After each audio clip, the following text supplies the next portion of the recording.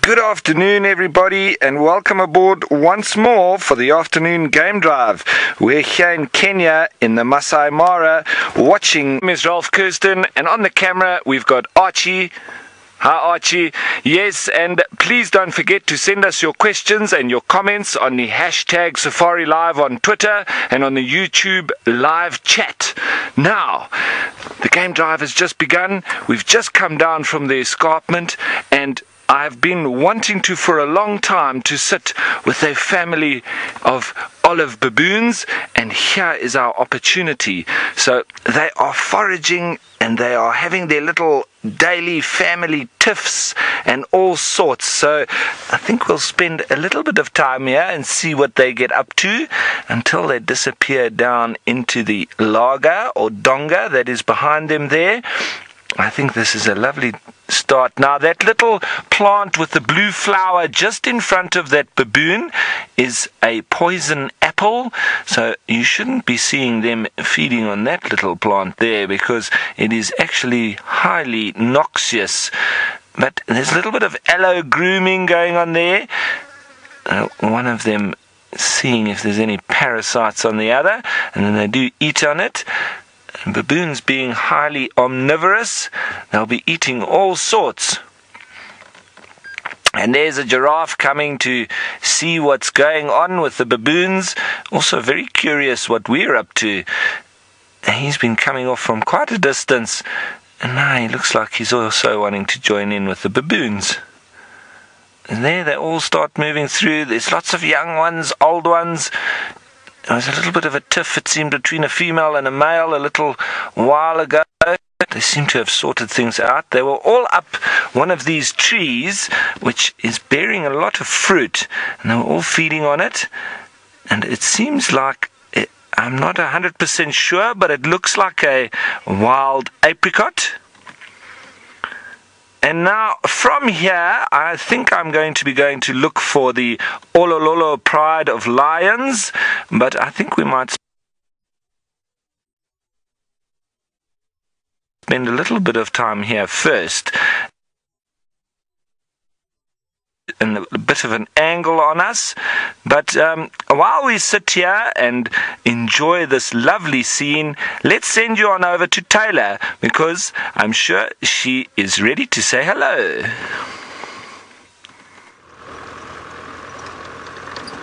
Hello, I thought I'd scare you. Manu panicked. His head popped around the camera. I'm always liking to do surprising things for everybody. Good afternoon. My name is Taylor McCurdy, and I'm the silly one. And on camera with me is another silly one, and his name is Manu, and he likes to do wacky things too. Now we're driving along a very bumpy road amongst a sea of golden grass. It's quite spectacular, and I'm struggling to see today. It feels as though everything is just one big reflector. Or I've got like really, really bright light shining in my eyes, and I know it's not this one up here, which is really bright because my peak of my cap is covering it.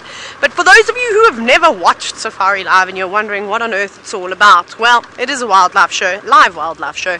So you can hashtag Safari Live on Twitter, or you can talk to us via the YouTube chat. If you'd like to ask myself and Ralph and Noel and Scott some questions, they'll be out a bit later from South Africa in the Sabi sand, the land of leopards. And maybe Tundi and her precious little cub will make an appearance this afternoon. Wouldn't that be nice? That would be a pleasant surprise. Now, oh goodness, oh my heart, that felt like we were going to tip the car for a moment. We weren't. It's just sometimes with the roof being quite heavy, it's just an abrupt dip and does make your heart sink to your feet every now and then. So we're doing a similar thing to Ralph, except we're not going to look for the marsh breakaways, aka the Olololos. We are going, and now I'm having all sorts of technical issues and wires coming out where they shouldn't be coming out. So we're going to go past, and I bet you're all now saying, Jackal pups, Jackal pups. That's exactly what we're going to go and do. Is we're going to go past and see if our jackal pups are out catching grasshoppers and watch them for a little bit. Then maybe swing past the marsh, see if there's any elephants around that we can watch. Maybe try and find our black heron that we saw the other day, but we haven't been able to find them again. And then possibly, where are we going to head to next, Manu? Oh, the Triangle Boys apparently were seen this morning around the 4x4 area. So we will do a route around the marsh and towards sort of little governor's camp around that area. So Ralph and I are going to be quite close. We're going to be in the same area essentially, but hopefully we'll have two different groups of lions, which would be quite nice. And then of course we could also see the Angama pride, the big pride lions. They could be around too. So that's the idea, that's the plan for today. But it's always quiet here, so quiet here, this section. Hi Fred. I don't think I've had a question from you before, Fred.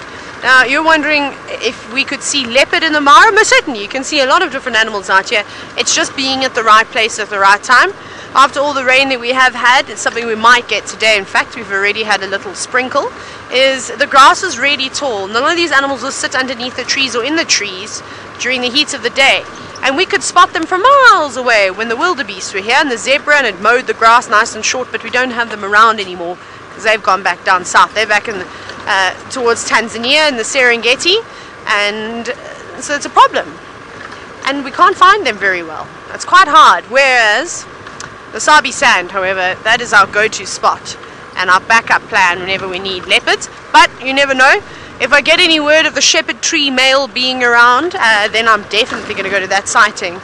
However, I'm not going to be driving in that area though, so the chances of us coming across that my favorite male in the Mara there is pretty slim, but we could see some others. So maybe there's some leopards up this side that I just haven't met before, we haven't seen. We don't even know are there. Remember the other morning Manu and I had leopard tracks. They weren't put there by someone, they were put there by a leopard. And I'm pretty sure it's that female that hangs around between Governors and Little Governors along the Mara River. There's a stretch of nice forest, and I think that must have been her. Apparently she's got 2 cubs. It also could be another leopard. It could be a young male. It could be another older female that's in the area. Who knows? But the territories seem to be few and far between here. Well, much further apart than what they are in the Sabi sand. Right, off you go back across to Ralph. He's actually got some animals, and let's go and watch what the baboons are up to.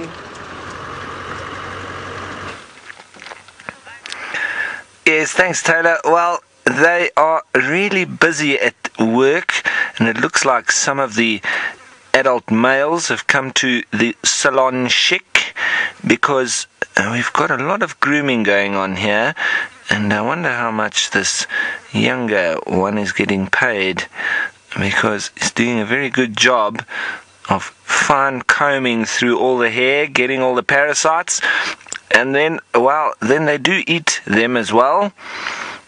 So it's fascinating watching these animals as they go about their daily chores, and they do have a lot of fun. That one looks like it might be taking a nap. And the one that's next to the poison apple.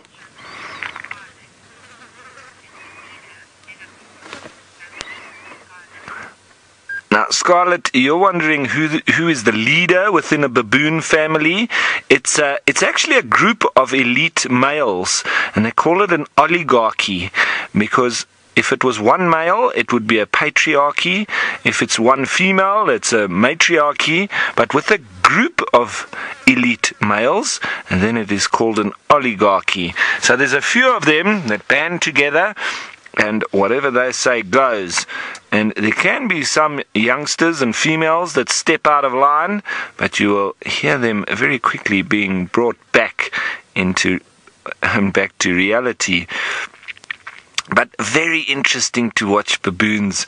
They're almost human-like, and they're always up to something. There's some jumping around in the trees, going for the fruit. There's others looking for bulbs and seeds. And a moment ago there was one scratching through the buffalo dung, obviously getting all the little grubs and insects that were making their home in the dung. And so there's always a bit of action when the baboons are around. And one of my favourite characters of the bush, olive baboon. So you can see why they call him that, because of that olive shade to the hair on the body. And the ones we have in South Africa and in the Sabi sands is the Chakma baboon. So this is a subspecies, but it is still part of the Papio genus.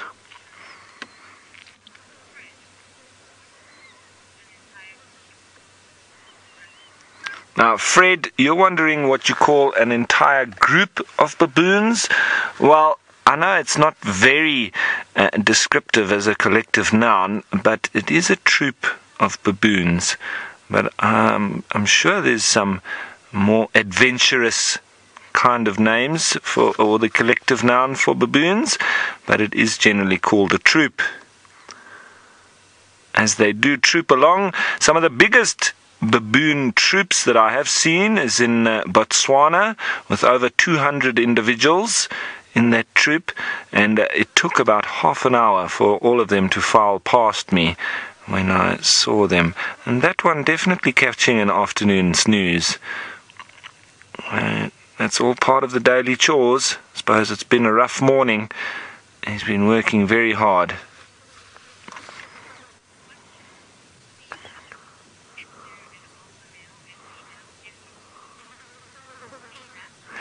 Now, Sinak, you're wondering if there's an alpha male and female with baboons. No, there isn't. The females are ranked below all of the males that are part of that elite group. So there can be, sometimes it depends on the size of the troop, but it can be 5, 10, 15, even 20, 30, depends. If you're going up like that troop that I saw in Botswana of 200 plus individuals, it could be 30 plus individual males that are part of that elite group, but I would say in a troop like this, it's probably between 5 and 10 of them. We've already seen about 5 quite dominant males, so they would all be in charge, and there might be a slight pecking order between them, but they generally share the dominance. So it is a real group of males that dominate a troop of baboons, and the females need to be subordinate to them, otherwise they do get put into place. And very often you can hear them squealing like a subordinate individual. Dr. Dash, you're wondering how many baboons there are in this troop. We've counted at least 30 of them, so it's between 30 and 50, but there's a lot of them that are a little bit in the brush where we can't see, so I'm not sure. I would say, well, probably guess at around 40, but even up to about 50 of them, if not more. That's what we've seen, and there are quite a number of them, and they're all moving up along the side of the escarpment, and I've been seeing them every day, and I've been wanting to show them to you because they are such interesting animals to watch. And as I say, they're always up to something. You can actually see for attracting the males or showing how ready they are. So red bums equals females.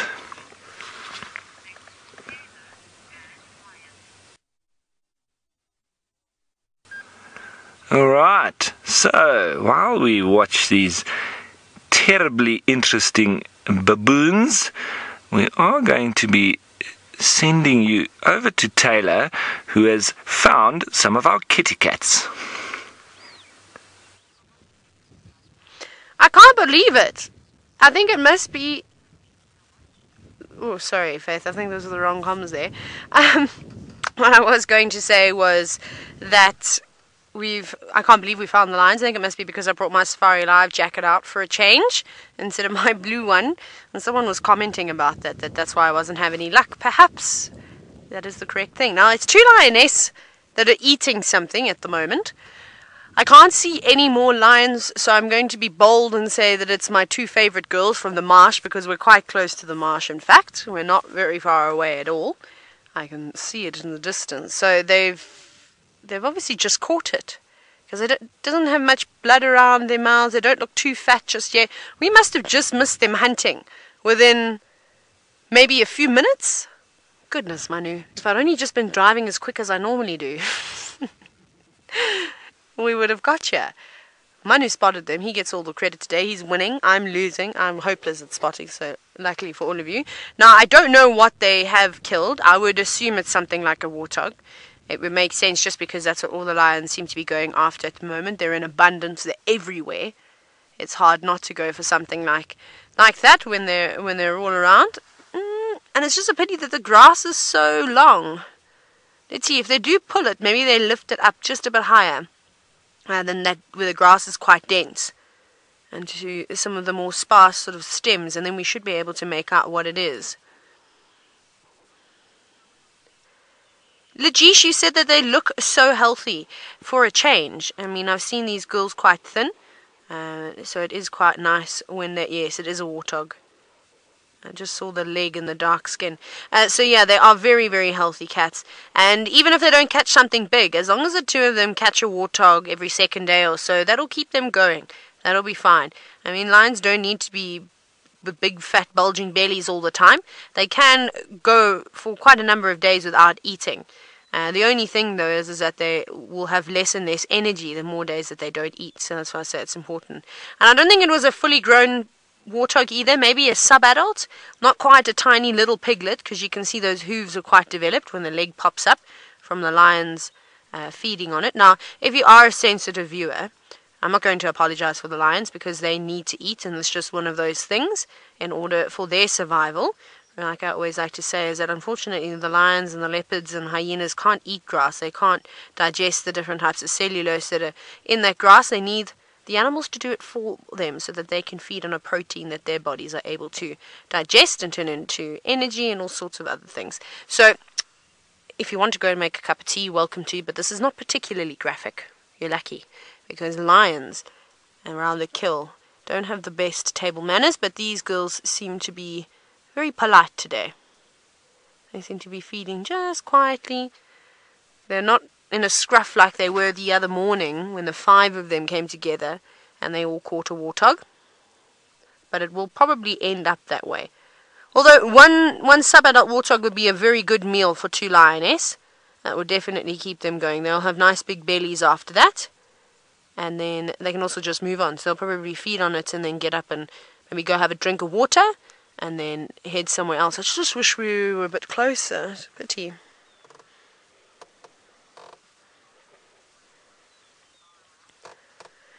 Now, Linda, what a fantastic question from you this afternoon. Thank you. You've said, will the lions still eat warthogs when the wildebeest are around? Of course they will. They'll take whatever they can get. It's just that the wildebeest seem to offer a better choice when it comes to food. And because there's so many of them, you know, the chance of them catching a wildebeest over a warthog is a lot higher. When they're in herds like that, they tend to panic, and it just creates for a better opportunity, for a better hunting opportunity. And especially at night. I mean, Manu, what's your record? How many wildebeest have you seen taken down in one sighting? 5. And males or female lions? Males. 2 males. So Manu is just saying he saw once in one night, in one sighting, 2 male lions take down 5 wildebeest. So that's pretty spectacular. So they'll probably go for the zebra and the wildebeest. That's what I saw them feeding on from August until about the beginning of October. And then they started with warthogs and a couple of buffalo here and there. I've seen them eating on a waterback. So a number of different things. But at this time of the year, their diet heavily revolves around the warthogs being about. And it's perfect for them. You know, even something like young impala, because there are a few of them around, but we know that the warthogs have just given birth, so it's easy prey for these lions. Not a great meal if you're just catching the odd piglet every now and then, but you can get a lot of them. And if you catch 2 or 3 piglets, you know, in one go, which I've seen Lioness do before, well then, there's no harm in that. Everybody gets a snack. And it's just to keep them going. But that was such a great spot, though, by Manu. I was not concentrating. But I shall concentrate from now on. So we'll sit with these girls for a little bit longer, and like I said, hopefully they do get up and go for a drink of water. I'm going to send you back across to Rolf, who is enjoying the baboons this afternoon.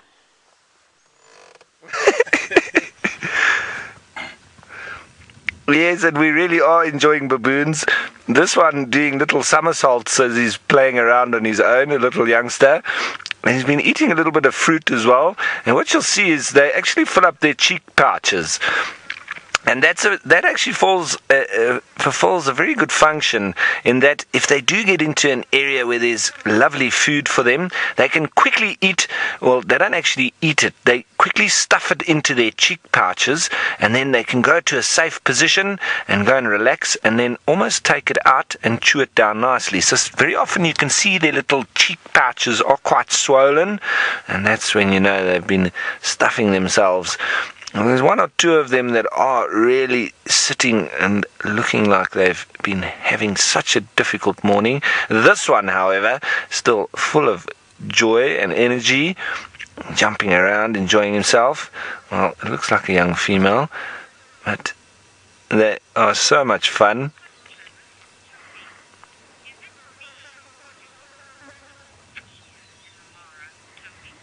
Now, Tony, that's a very good comment that you're making, or question. Is it me, or is it that these baboons are more hairy in the Mara? But you're absolutely right, they are quite a bit more hairy, and I put it down to the altitude that we are sitting at here, over a mile high.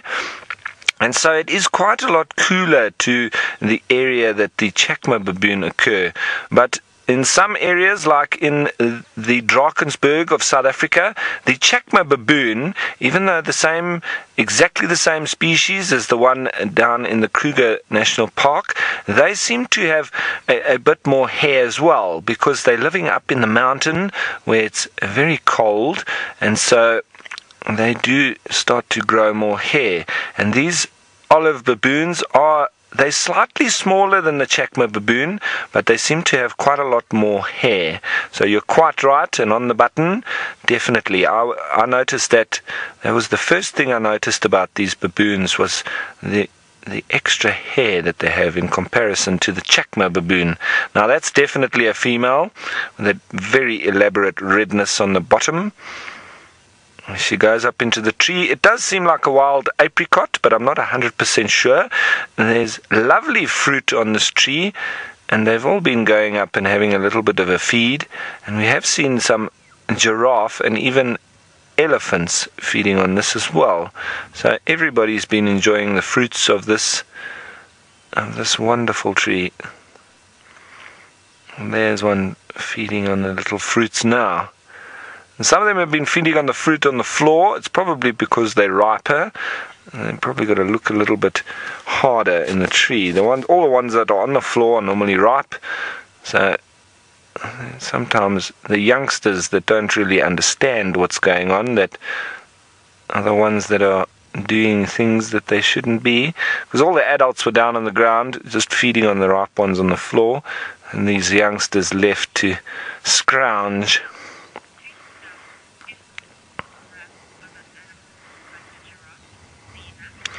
Now, Sinak, you're wondering if baboons harass other animals like the giraffe. Well, they won't harass giraffe, but they can harass impala, for instance, but only around the breeding season, and only if there is a real lack of resources for baboons, because generally baboons will move along with impala and they happily feed next to each other. But if there is very little resources, baboons have been known to actually eat baby impala. So they can actually turn carnivorous, but they're not very adept at it.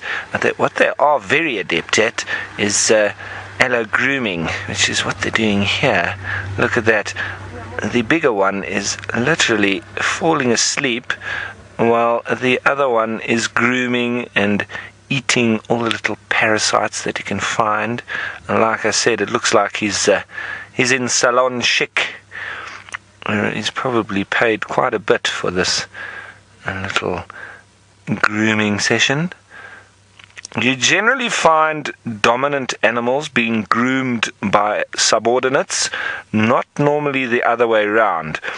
It happens sometimes, but I think it's actually as a result of the dominant ones actually just wanting to perform the act of grooming, but it very quickly turns to the subordinate then grooming the dominant one. All right. I think we've spent enough time with these wonderful animals. I do think we are going to try and see them again because I can never spend too much time with them. But I'm going to be heading down shortly, down into the area of the Olololo Pride and see if we can catch up with them. But speaking of lions, let's head you on over to Taylor, who has exactly that. That is exactly what we have. Spot on, Rolf. 10 out of 10. One lioness has given up on feeding. You saw her just stand. The other lioness, however, is still feeding. So they've eaten it quite quickly. Like I said, I didn't think it was a fully grown water. I think it's like maybe a youngster from last year. So it's, you know, it's about a year and a bit old now. So got a decent amount of flesh on it. What I was really hoping, though, is that they were going to come around and maybe drink from one of the luggas that are a bit closer to the road. But that doesn't look like what's going to happen for the moment, of course. But after a big full belly and a hunt, sometimes you do need to just lay down and rest and catch your breath. And it has been hot today too. So I think that's what this lioness is up to at the moment. She's not completely horizontal, though. You can just see her through the grass. Thank goodness she's panting. Otherwise, if she's sitting dead still, it'd be quite difficult to spot her. Now, Manu and I were contemplating if we'd got here earlier, if we would have even seen them. Because, I mean, this grass is so tall that if they were leopard crawling, we could have quite easily bypassed them. Isn't me talking like a guide? We could have just driven straight past them. And there's a big storm on the way, which is going to be exciting. Hopefully it doesn't rain on us, though. Francis, all the way from Israel, you're wondering if there are any hyenas yet? No, not yet. And I don't think there are going to be any that are going to come past here. This is actually not a spot that I often see hyena sort of laying about. In that corner over there behind those elephants, though, there is a big clan of hyenas that live around. Remember, we watched them the other afternoon, which was quite cool. So that was nice, and that's where we're going to be going at some point too, to visit all these elephants that are in the marsh and watch them a little bit closer. Cattle egret's doing exactly that, getting a much closer view now. And I don't know where these girls are going to go. I don't think they're going to stay here because it looks like it's going to pour with rain at some point. But we're going to try and avoid it too. And I think in order for us to try and avoid this rain, we're going to have to move, not right now, but in the next few minutes or so, we're going to have to head on. There still looks like there's a fair amount of food, but perhaps they've eaten the hindquarters, which is typically where they'll start, and they're working their way up. Remember, if it's not a massive warthog, there aren't going to be very many favorable bits on there. So they'll eat the rump on the hindquarters and the shoulders and around the neck, and then they'll start eating all the other bits. Whatever's left of this. Those jackals are going to be happy because this is close.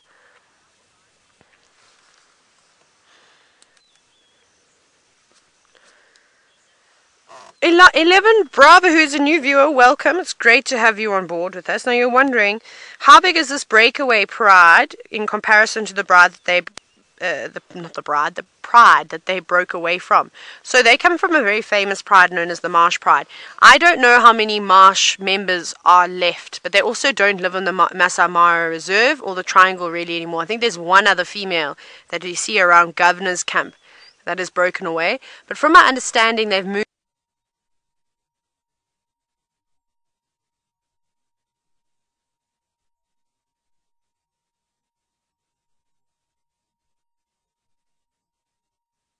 There are lots and lots of viewers who've been watching for years and years and years and have watched the lives even of the Marsh Pride. Even though we've just arrived in the Mara, I don't know too much about the Marsh Pride. I never really followed their story, but maybe they can help and give you a bit of a breakdown in terms of how many are left now, how many there were.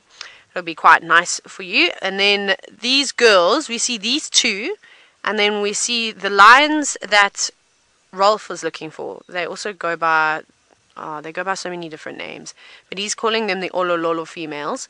So they're also known as the Marsh Breakaways, and that's 3 lioness and 7 cubs now. And I've seen them together before. We recently had them feeding on a hippocax, and they killed a warthog together, which was quite interesting. And those lionesses apparently swam across in 2014. It wouldn't surprise me if these two girls didn't come around a similar time, because they clearly are from the same pride. The fact that they keep interacting with one another means that they are not strangers, and that they've had some form of a relationship at one point in their lives.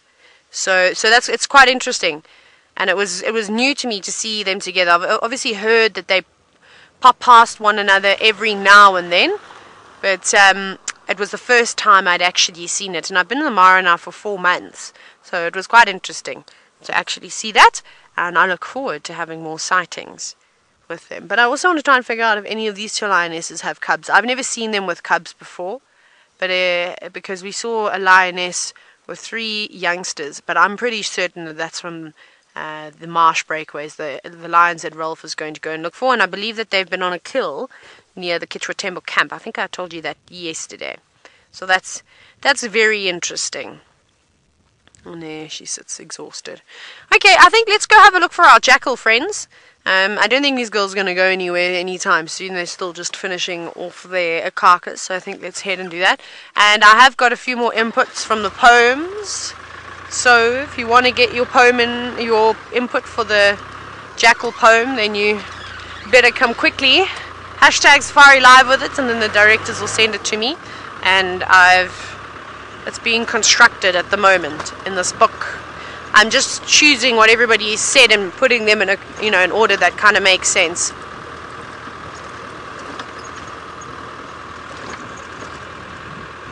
Right. Just checking carefully to see if there are any other lions here, because I've had it before where prides are so close to one another.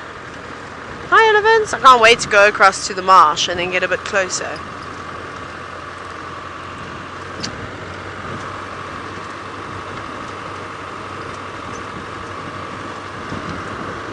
Sinek, you're wondering how big are the jackals' territories in comparison to those of the hyenas? Oh, they'll be much, much smaller, only a few square kilometers, maybe 2 or 3 square kilometers, maybe pushing it up to about 5 square kilometers.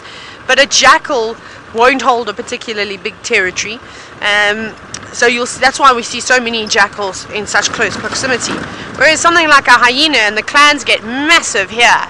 So when you've got a clan of even 40 or 50 hyenas, but up here you get exceptional where you go anywhere between 80 and 150 members. It's massive.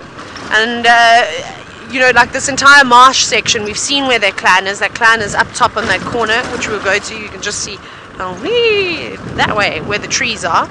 And like I said, you're seeing them running around. You might find that they don't just have one den site, they have a couple of den sites all around. So it'll be massive. In terms of how large their territories are, it's hard to say, just because they move such great distances, the hyenas, and because the clans are so big here. Well, I'm trying to think. You don't see too many clans. It's normally the same clan that you're seeing, just different members in it. I don't know.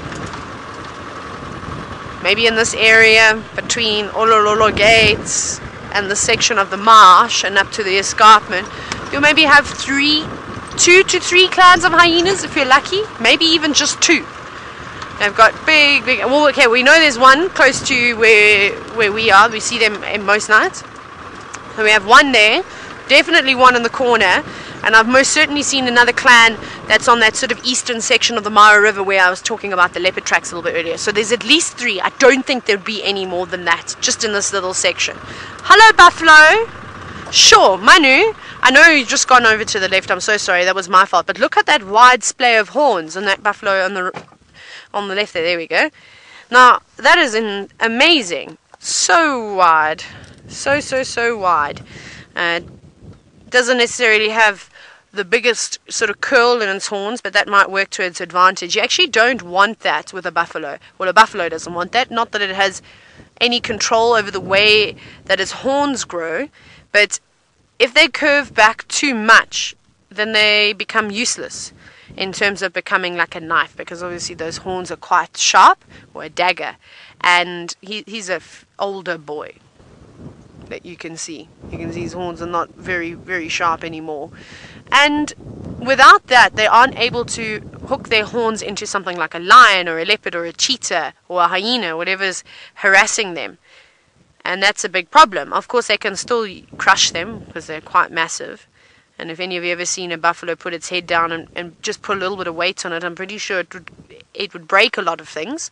So, Romeo, I don't know if you want me to repeat this, especially if your wife is watching, but you said it looks like my wife on a good day.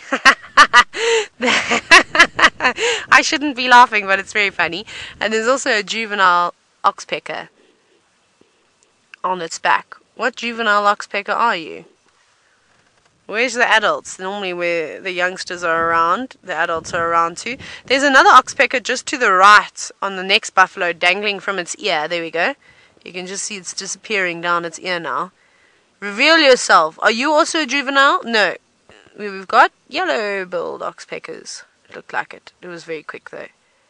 We've been seeing, we do typically see more yellow-billed oxpeckers than we do red-billed oxpeckers anyway out here in the Mara. All I hear in my head now is that dollar song that Rolf was singing the other day whenever I sit at the buffalo. Very cool, very relaxed. Wind's starting to pick up now, so I'm going to keep heading forward past these buffalo. We're close to the home of the 4 Jackal pups. Rolf has finally joined the feline crew this afternoon, and he's got himself some lions.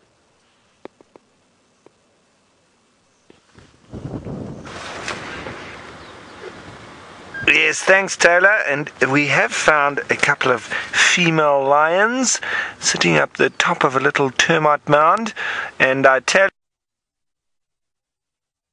you, he also is very adept with the camera, but he also has very sharp eyes, because I nearly drove straight past these lionesses, and if it wasn't for Archie, we wouldn't have spotted them. So it's all down to him that we're watching this at the moment. Well done, Archie. He's my wingman, and he's also my other set of eyes, and it helped very much today to be able to spot these animals. Very nice of them and kind of them to be sitting at the top of a termite mound, making it a little bit easier for us to see them, but they are in an area where we're not allowed to off-road, and they're also right in the middle of the block. So the distance that we have here is quite large, and so it's not the best of sightings, but we have been able to spot them regardless, so not such a bad thing. And there you can actually see the scale of it as to how far they are from us, but nonetheless we might sit here a little while and see, because they might get up and move around. We also only see 2 for now, but there could be plenty more sitting around that termite mound lying up in the grass, and I wonder if this is the Olololo pride.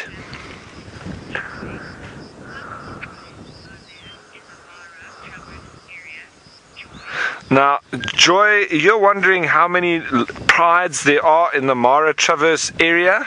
Well, Joy, I only know here in the Mara Triangle for now. I haven't been over onto the other side, so I haven't found out too much about that side just yet. But in terms of this side, now if we work from the Olololo gate all the way from the east to the west, we start off and we do have the Olololo pride, and then we have the Marsh pride, the Marsh breakaway pride, the Angama pride, then we have the Sausage Tree pride, and then I think there's 2 or 3 more. So we're looking at about 8 prides of lion in total. But it seems that there are a couple of splits between these prides, and there's a lot more cubs. So I was chatting with Taylor and a few of the guys around the fire, and we all concur that there has been quite an increase in numbers of lions. They seem to be tolerating each other for now, but it's almost like we are heading for conflict, because there is a lot of individual animals within the same area, and they're from separate prides, that their territories seem to be overlapping, and that does mean that at some stage we're going to have a lot of conflict around these territories. So We might be wrong, but it could be interesting in the next few months, and maybe we'll get to witness some of that, but who knows.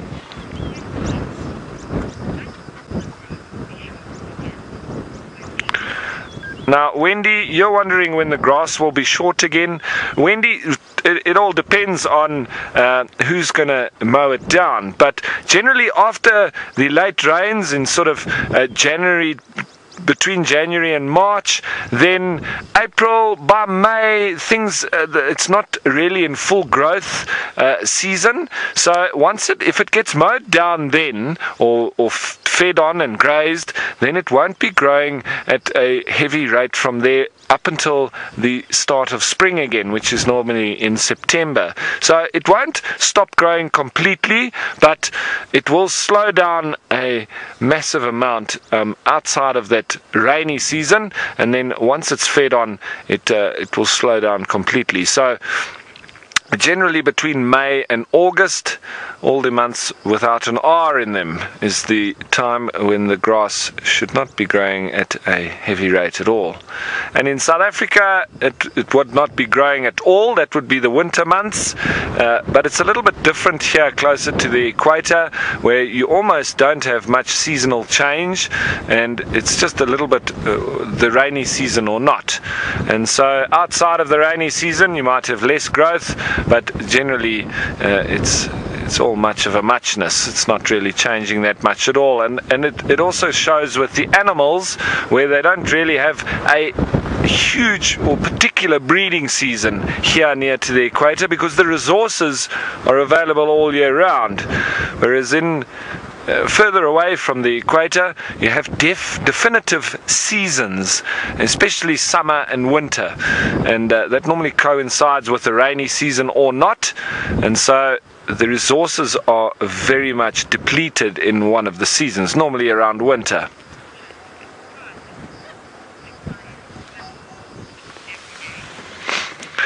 Now, Scarlett, you're wondering if lions hunt for food every day. Scarlett, it depends on what they catch. If they catch a little baby piglet warthog, it will literally be enough for a snack for one lion. But they could eat a little piglet every single day. So in that sense, yes, they could. But if they kill something, even like an adult warthog, or if they kill an impala, or anything bigger than that, then they can feed on that for a couple of days. Like the other day when they killed a hippo, they were on that for about 5 days. So it all depends on the size of the animal that they kill. And you can go probably the biggest being that of a hippo or a buffalo, and so there you're talking in the region of about a week that they wouldn't have to catch anything again. They could also catch a giraffe, which would be well over a ton, or close on 1,500 pounds.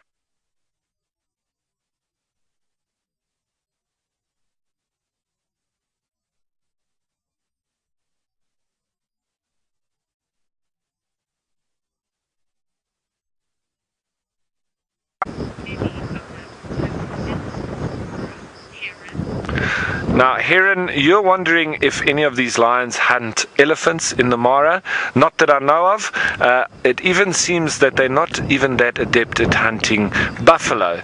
But it's all area dependent, it's all resource dependent. You see those lions in the northern parts of the Sabi sands, the Styx Pride, especially, they specialize in hunting buffalo. So that's their thing, and they've worked out that that is the best energy output for gaining energy. And these lions, they seem to tend to be very much tackling warthog, which is a very easy animal animal to catch for them.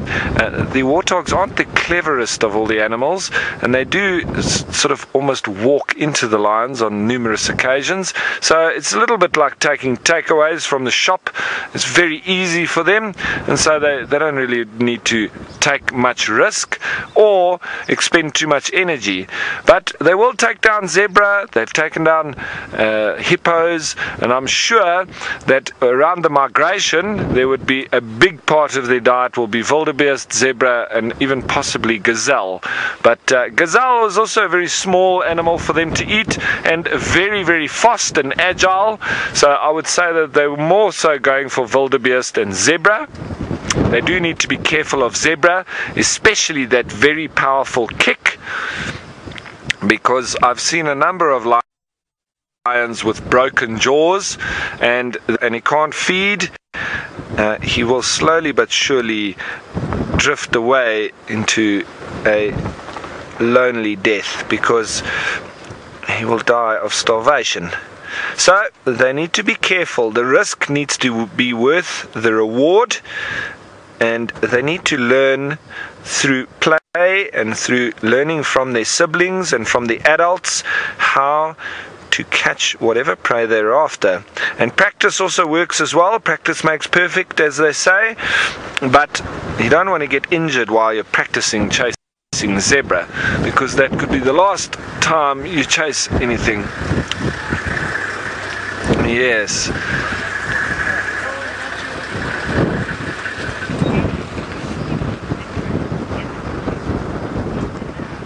Now, Linda, you're wondering, other than the location, how can you tell the difference between the prides?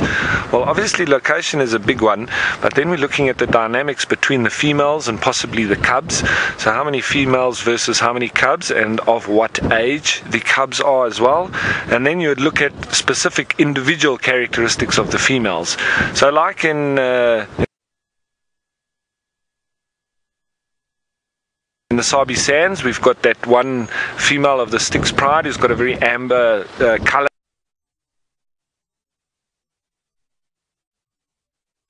So you try and find at least one individual that has specific characteristics within that pride, and then you'd be able to know, once you spot her, which pride she's from.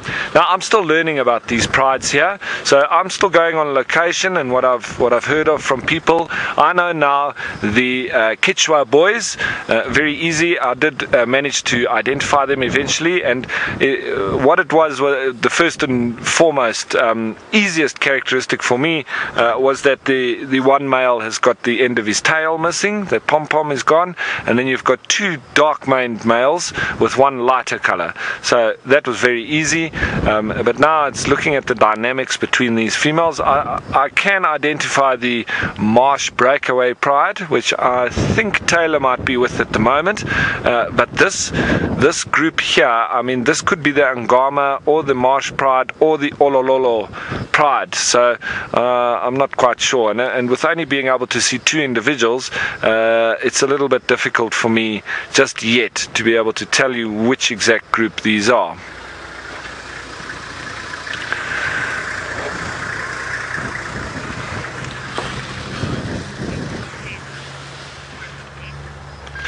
Alright, so folks, I'm going to try and see if I can get a little bit closer. If I can't, well, we'll see if we can find some other lions, or we'll go looking for something else exciting. But it's always good to have spotted them anyway, and I'm sure we're going to find something else that is going to blow us away, like it does on every single game drive. But in the meantime, let's head on over to Taylor and see what she has been able to discover. I'm just wiping the tears from my eyes as I cry, because Manu has now got a page in my book of it's just Manu's catchphrases. That's what it's called, and he's just come up with one now. Just before he went live, he went flapjacks, like flapjacks, but not. These are flat jackals. So that is what we will be calling flat jackals from now on, flapjacks. And it goes on my list. But we have found the jackals.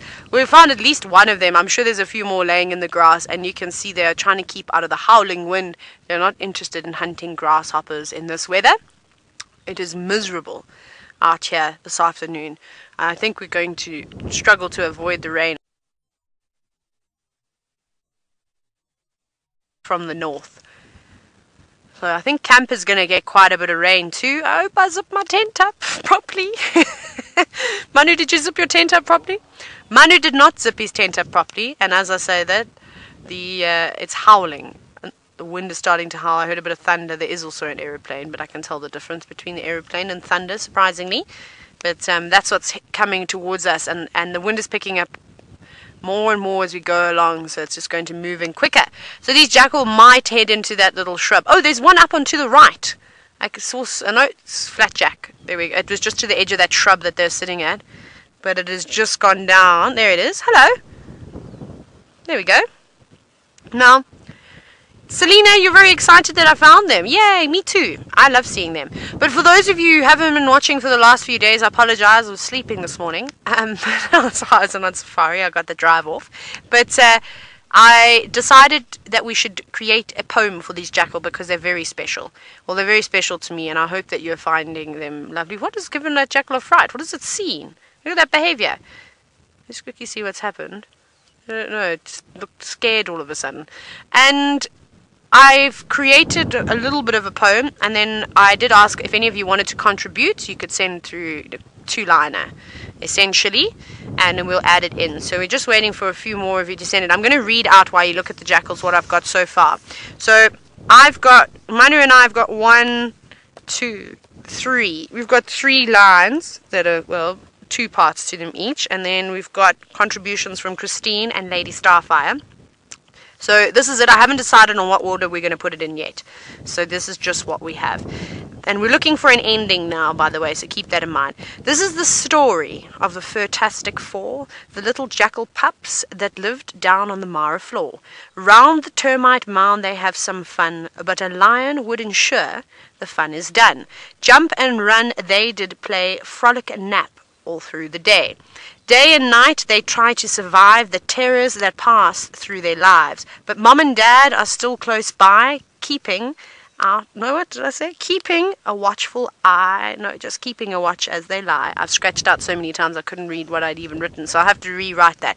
So that's what we've got. It's not necessarily in the correct order just yet, because I'd like to have everything down. Oh, look, it's just come to join our tea party, Manu.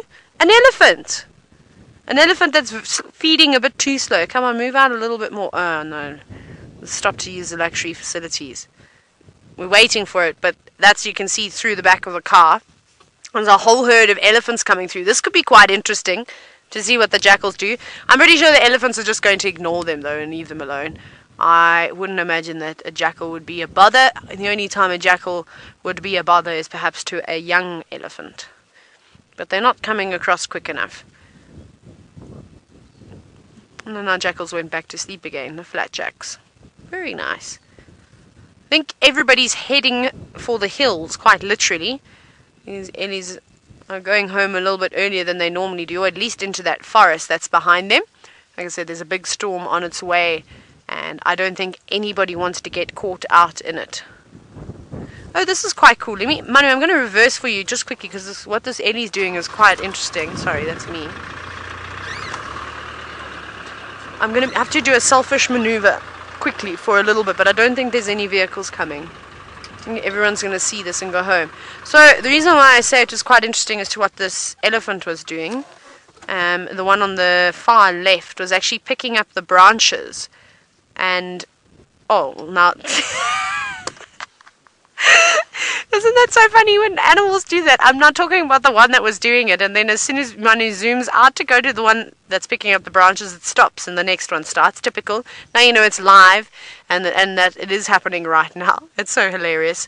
But a couple of these shrubs, they're just pulling out of the ground. Some of them look like they've actually been broken already. I don't know, maybe the Ellies have already pulled them out, but they're feeding on all the lush green grass that's growing underneath it. And a warthog.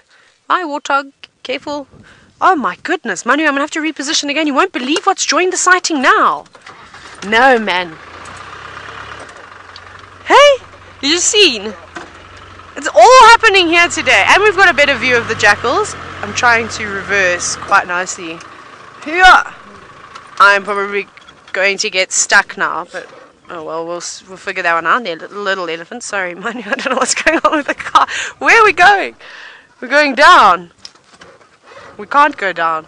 We're not allowed there. Okay, that should be okay. I'll just explain to the guys that we rolled. Sorry about that, everybody. The car was moving quite a bit. But the giraffe are joining in too. So there we go. There's obviously a storm on its way. The fact that all these animals are marching towards a more dense area now. They've all been out in the open and in the marsh. That's not going to provide you with any shelter whatsoever from the wind, from the rain.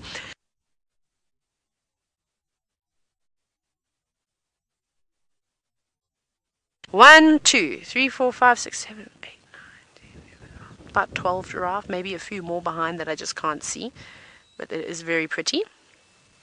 Oh, those boys are now starting to neck very gracefully.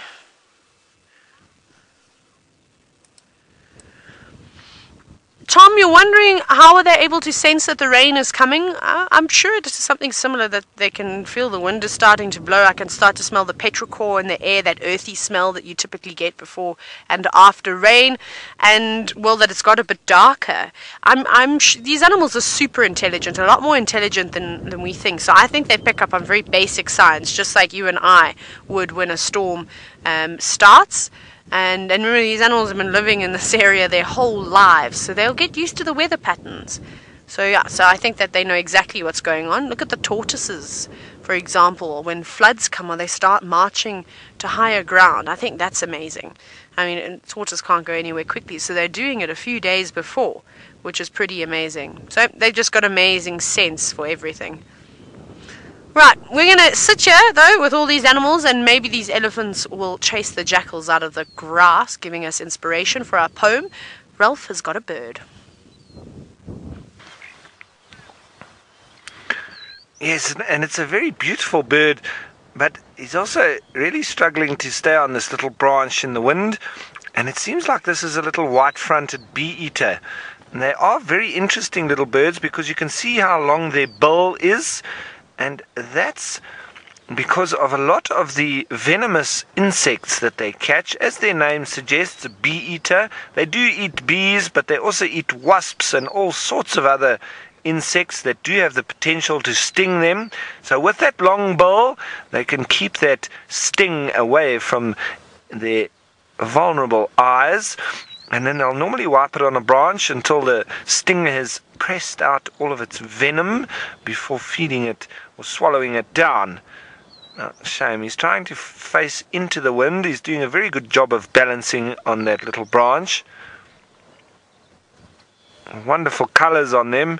If you had to turn the other way, you'll see that he's got a beautiful blue rump. He's got an orange little chin.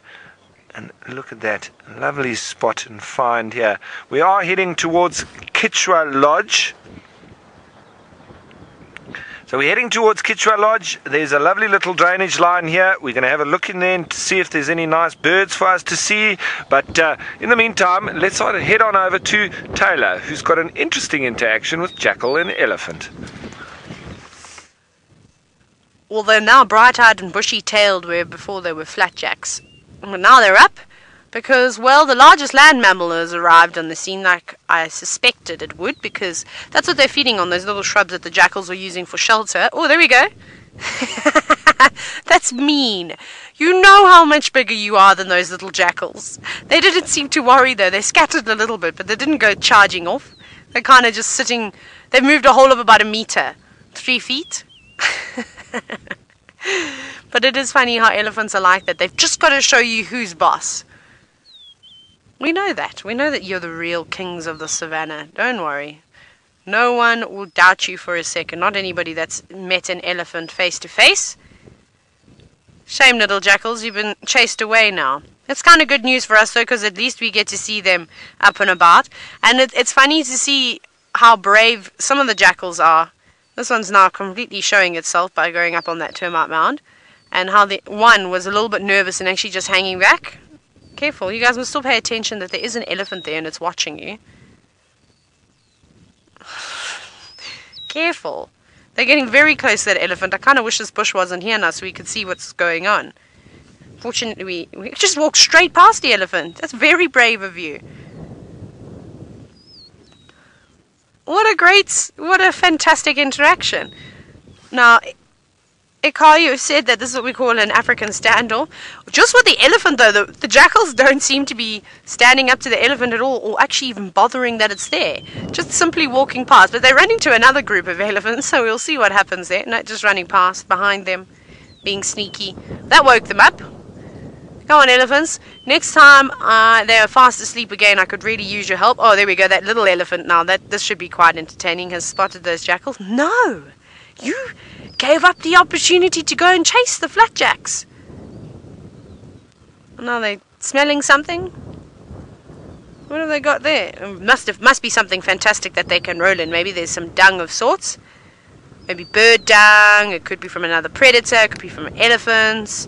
They will roll in things like that. I just want to reposition us very quickly. Sorry, Manu. I just want to go forward so now you can see I'm sitting with my book on my lap. I don't want anybody to ruin our shot, so I just want to make sure they can pass on the other side. Oh, there goes my pen! Sorry, Manu. Let's do that.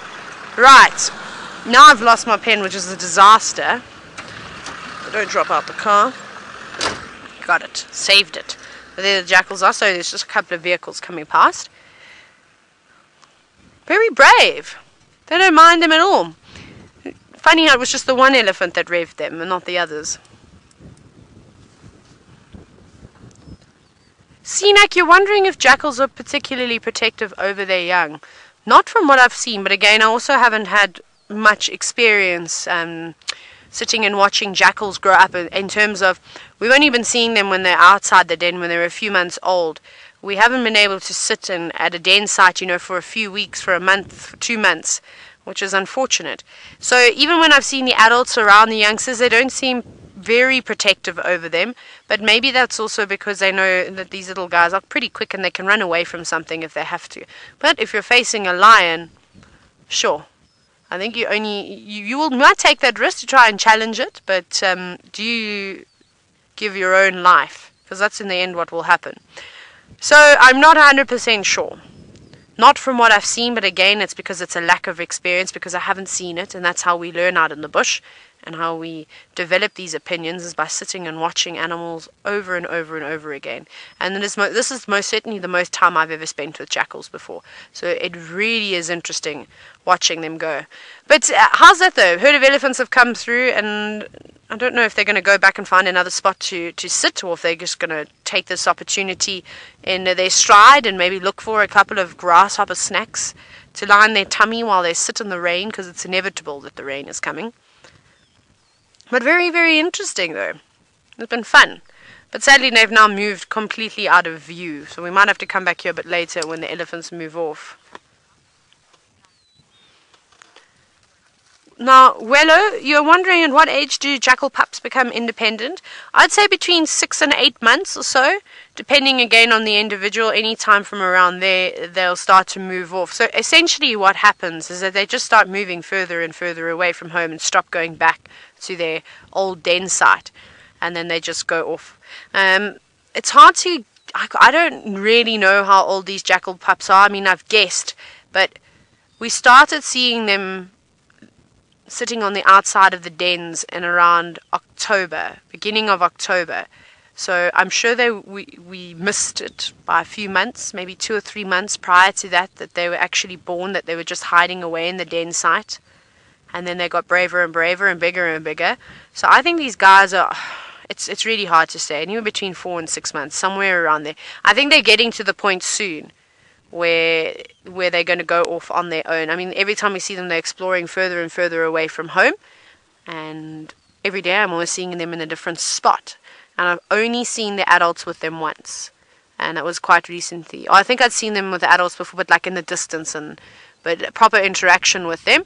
And actually where the adults were leading them away, obviously to a place, maybe there was a carcass somewhere. I think that's where they're probably taking them. So that was the first time I've seen that. So I don't know how often that's also happening. But let's carry on. And maybe we'll get those jackal pups a little bit later. I think we will. I think they'll come back around this way.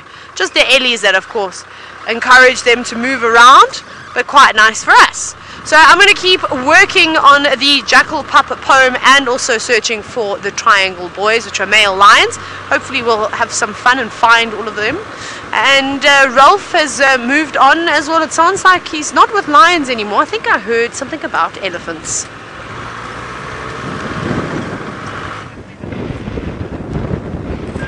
Thanks, Taylor. Yeah, well, we did spot some elephants, but we've now stopped here with this wonderfully looking giraffe.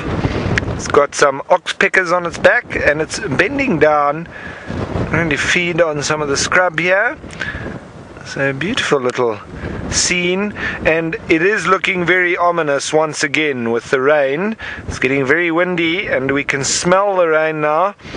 You know that lovely smell of rain? It's very difficult to explain, but once you've smelt it once, you always know when the rain is near, as you can smell it. And it's almost like, I don't know, it's like the rain, a very particular fresh kind of feel and smell to it that I've always found difficult to describe, but it is a very special and strong feeling attached to a smell. I don't know if any of you have ever experienced that, but I have many times.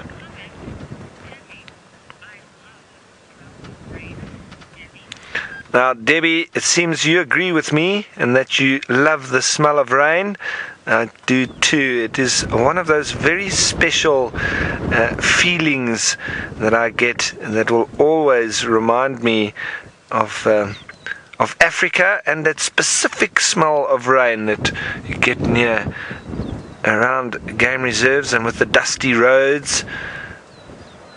And there comes a very big male now.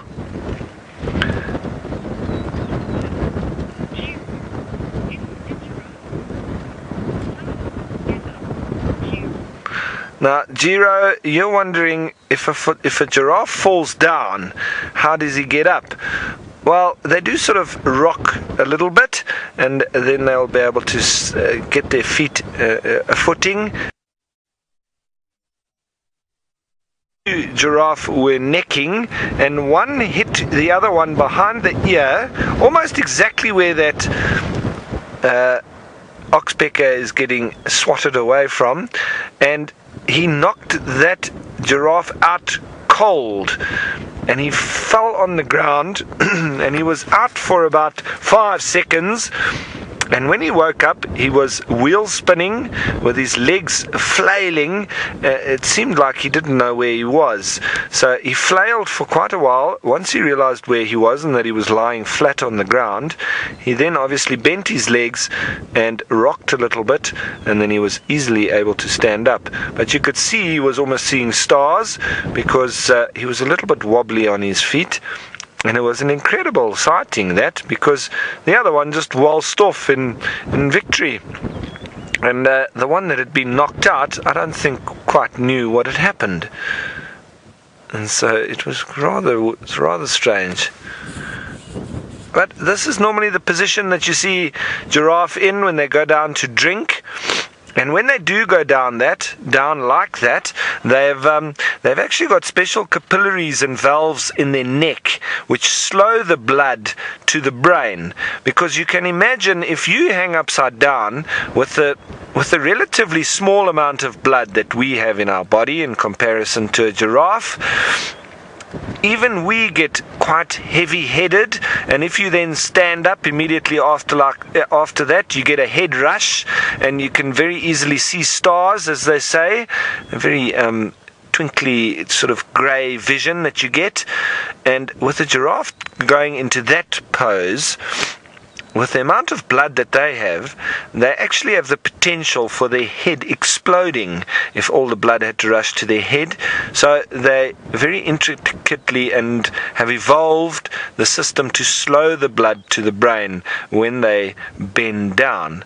because they've obviously evolved to be very tall animals, to be able to utilize the space at the top of trees where other animals can't reach, but then that does mean that they've got the problem of having to bend down to get to water.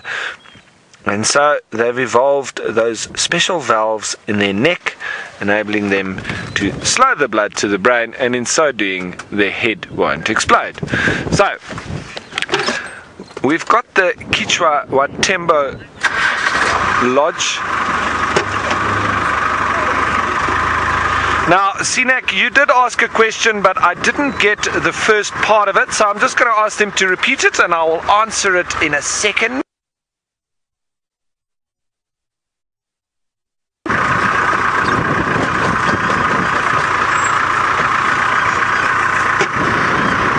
Now, okay, Sinak, your question was, why do they aim for the back of the ears?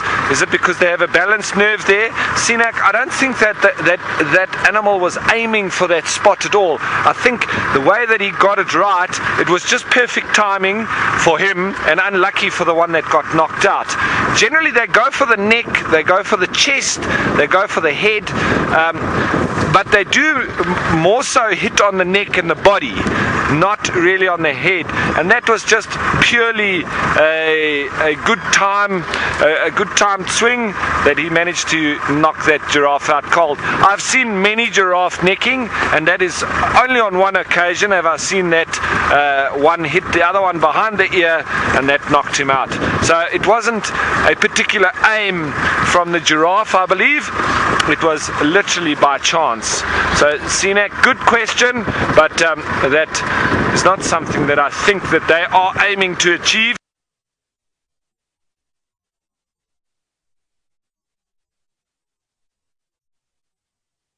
To knock the necking battle, and the other one was left confused, wondering what had happened. It's a little bit dusty in this area, and it's quite windy at the moment.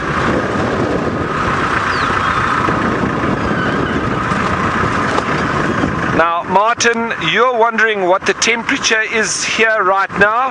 Martin, it's probably at about 25 degrees Celsius, around just above 70 degrees Fahrenheit, and with the wind chill factor, it's maybe a little bit less, because we're getting this wind coming now from these storm clouds just off to our sort of northeast, and so it's not very warm, it's not cold, but it is cooling off.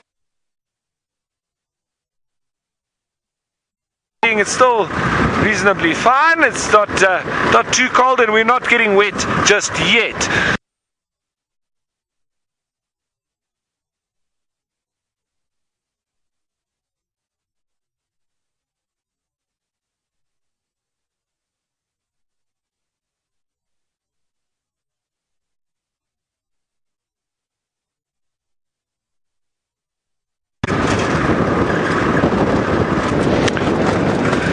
Now, Gerald, who is a new viewer, while we pan over and have a look at these giraffe here, so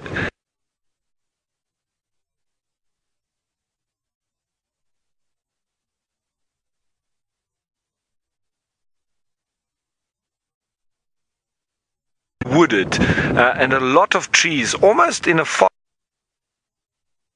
type scenario, but there has been an increase in elephant activity in the last few years and in the last couple of decades, and they have literally cleared out a lot of the trees and pushed them down, and so we're landing up with more savanna type biome and leading almost towards grassland as well. But to answer your question very simply, Gerald, it's because of the elephants. That's why it's so sparsely populated with trees. But here we have some plains zebra, a little bit different to the ones in the Sabi sand, that you don't particularly see a very prominent shadow stripe. However, those stripes do meet all the way on the stomach. They also don't have a dewlap, and they are the same species as the one in Djuma, but just slightly different coloration, variation. The other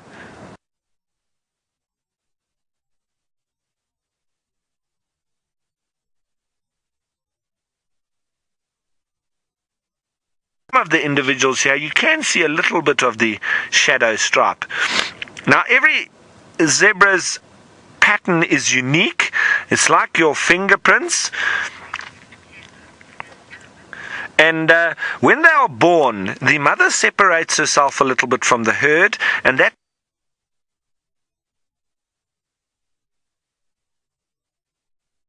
time that is spent between her and the baby is very important. And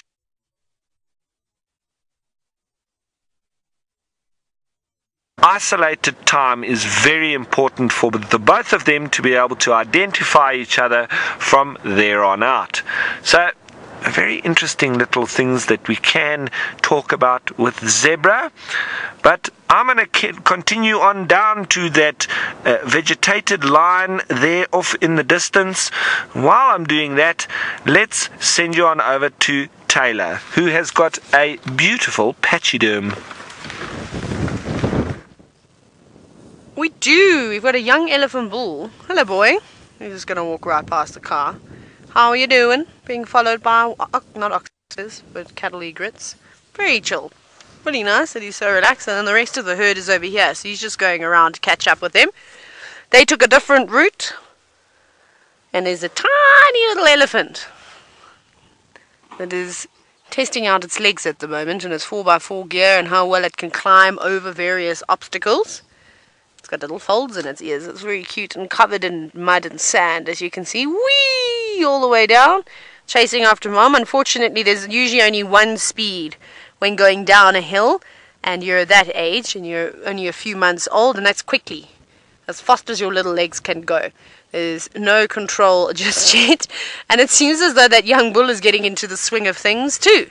They're heading down into this massive lugga, so what I'll do is I'll turn around and I'll see if we go back, if we might be able to get a view of them down in the lugga, which could be quite nice. Maybe they splash around, but I don't know. That's what I'm hoping. The lugga now. That would be terrifying. Okay, here we go. Every time there's a little drop, I promise you I can't tell you how my heart sinks to my feet. It's my biggest fear. Not really worried too much about the animals harming me in the vehicle, but rolling a car would not be fun.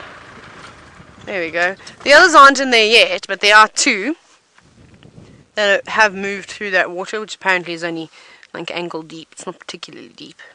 There's another little elephant feeding on the lovely lush green grass, and you can see the color difference when it grows right next to the water in comparison to what we have been seeing just off the bank. You can see, look at the huge difference. So the animals that use of it, the others look like they're going down there now too. Pauline, you've said absolutely beautiful. I agree. I mean, obviously I love watching elephants. I can watch them all day long. But it's quite nice with the different scenes that we've had. We had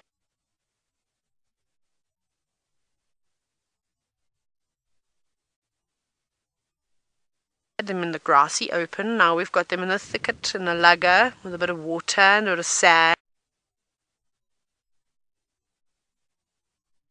I think it's so beautiful to see elephants under trees that are much taller than them. Just, it creates the most amazing perspective that even though if we're looking at the largest land mammal, there are still huge trees that can tower over the top of them, which is pretty spectacular. Now, what is that? I don't know what that is, Manu. It looks like maybe a piece of something that shouldn't be out in the bush. I don't know.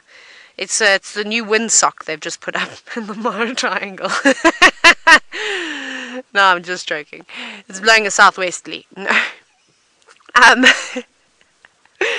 don't know what that was. I don't know if it was a bit of tissue paper, but unfortunately I can't go and collect it as there's elephants very close by, and it means that I'd have to run like 50 meters from the car, which would get me in a lot of trouble, and I'd have a lot of buffalo staring at me too, because there's a whole bunch of them around at the moment. Little elephant. having a hard time in there. What are you trying to eat? Guide Monkey, you've asked whether elephants will destroy all the trees that they eat. Not all of them. So you actually don't see that much destruction from the elephants in the Mara in terms of pushed over trees. Obviously we know that they've come through here and they've helped develop these open grasslands, because there would have been a lot more trees. But if you compare it to Djuma, where around every single corner, and when Noel and Scott join us, which will be shortly, I mean, you can just have a look when they stop and start chatting about something. Look at all the devastation that's around. The majority of it have been pushed over by them, and that's just because of the different seasons. I mean, obviously in the Sabi sand it's very sad during the winter months how dry it gets, and then an elephant is forced to feed on something that's not necessary, or to reach the very tall marulas, breaking big branches off of it to feed on leaves that they aren't able to reach. Oh, precious, is that the same group? Yeah, it is. They've just done a big loop and now they're coming back again. So I haven't noticed as much destruction here. Definitely a few trees here and there pushed over, but nowhere like the Sabi sand. But here it's a lot more green. So elephants predominantly feed on grass when it is available, and it's available all year round in the Mara. I haven't seen it where, or I haven't actually seen many pictures, especially in the triangle side where the grass just completely disappears, and they are free to move wherever they want. So they can go into the Serengeti, they can come to the triangle, they can go to the Masai Mara National Reserve, they can go to the Mara Northern Conservancy.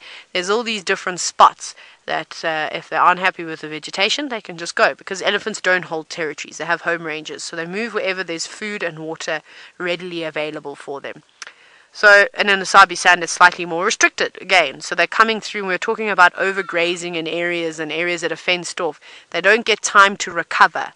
Whereas if vegetation is not good for a few weeks, there'll be no animals around. They'll just move out, especially in an area like this.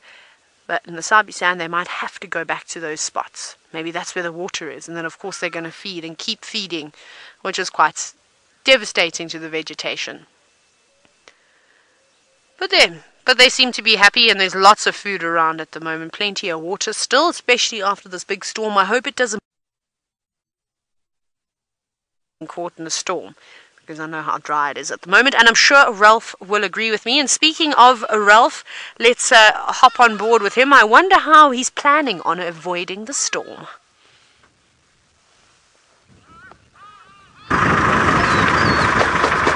Thanks, Taylor, and I am trying my best to avoid the storm, but I just want to show you an animal that I think has done very well.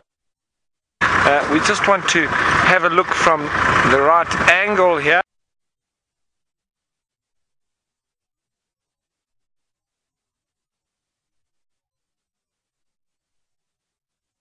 There we go, Archie.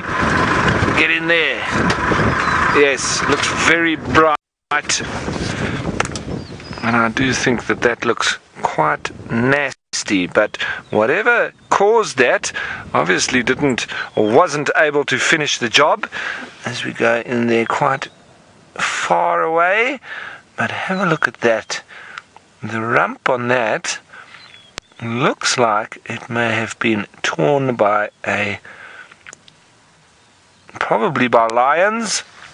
That would be my first guess, the way it's been torn like that, with very sharp nails, claws of a lion. But maybe as they grabbed on, they did it too early or too late, and that zebra managed to kick them. So he's happily grazing away, still keeping the flies away. At least he's got the tail to swat the flies there.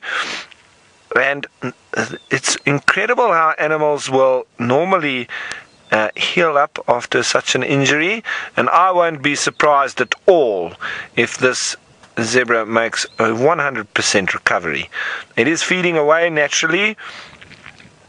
It would have to just try and keep the avoidance of predators, because they might be after it now with a little bit of an open wound.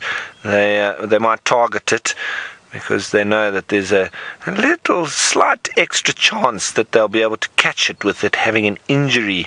So I think it's very much just a flesh wound. I'm thinking that this zebra had a very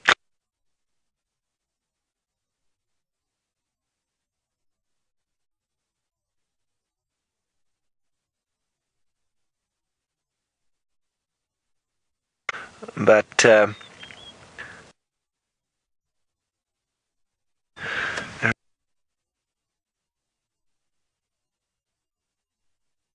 think if this zebra will survive, I definitely do think it's going to be fine. Look at that. It's walking almost perfectly. You can see it's obviously a little bit in pain, but the mechanics, everything is fine. It hasn't been, there's no broken bones or anything like that, so I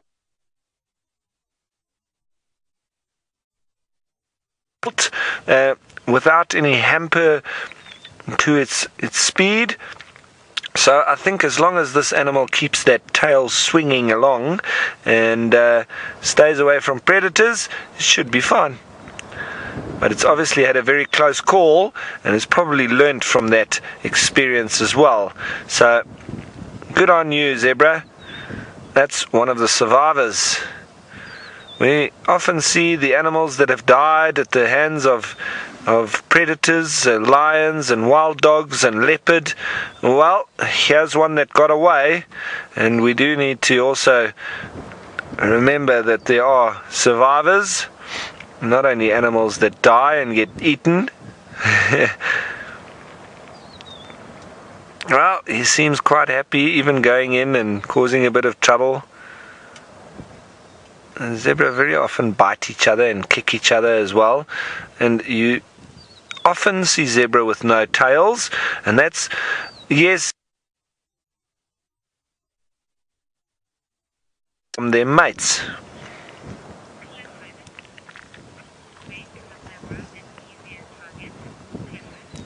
Now, Clifford, you're wondering if this will make this zebra an easier target. Clifford, I don't think it will make him actually an easier target. I think it might just interest the predators a little bit more because they could potentially smell the blood. But as it dries, and as that sooner or later that piece of skin that has been pulled off there will probably dry up and drop off. Then it will close up and this animal should be fine. I think this has probably happened a couple of nights ago already. It's not ultimately fresh. I think that's been for a couple of days like that. So if it was that bad, the predators would have already attacked this animal and it would be dead, because you don't see injured animals lasting very long. But this injury seems to be very surface related, or flesh wound, so I'm not putting my money on the predator this time. My money's on the zebra.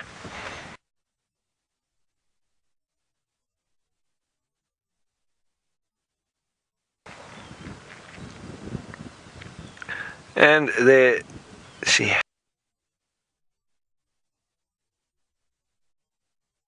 that zebra, or how zebra in general keep wounds from becoming infected. Well, it's just literally down to their body and their defense within their body.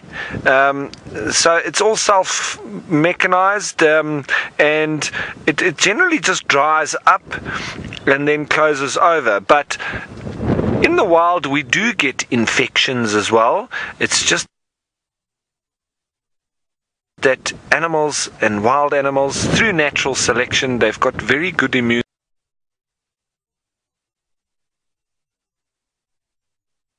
quickly as well.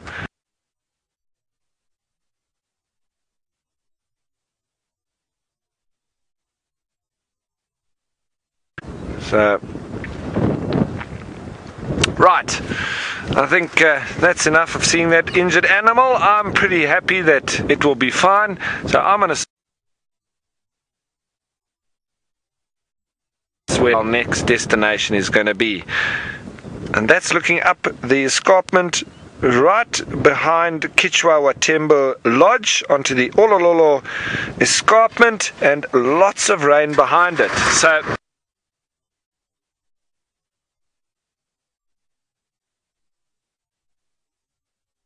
let's start up and head away from it, because as Taylor we are going to get nice and wet. So it's lovely open plains here on this side of the Mara Triangle, and the animals have kept the grass nice and trimmed, so lovely visibility, and you can see animals from quite a distance.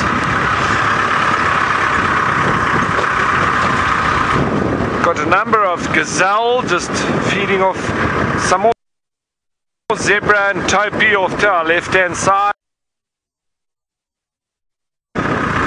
Finished some animals off. A very nice temperature at the moment. It is cooling off quite drastically with that approaching wind and rain.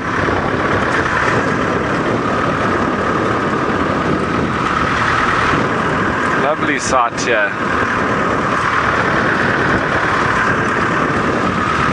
So, what does everybody want to see on this drive? I know we've seen quite a few antelope, we've seen some zebra, we've seen a couple of lions, so not a bad little start to the afternoon drive. Oh, and who could forget the lovely olive baboons? That was my favorite at the beginning of this drive. Love watching baboons.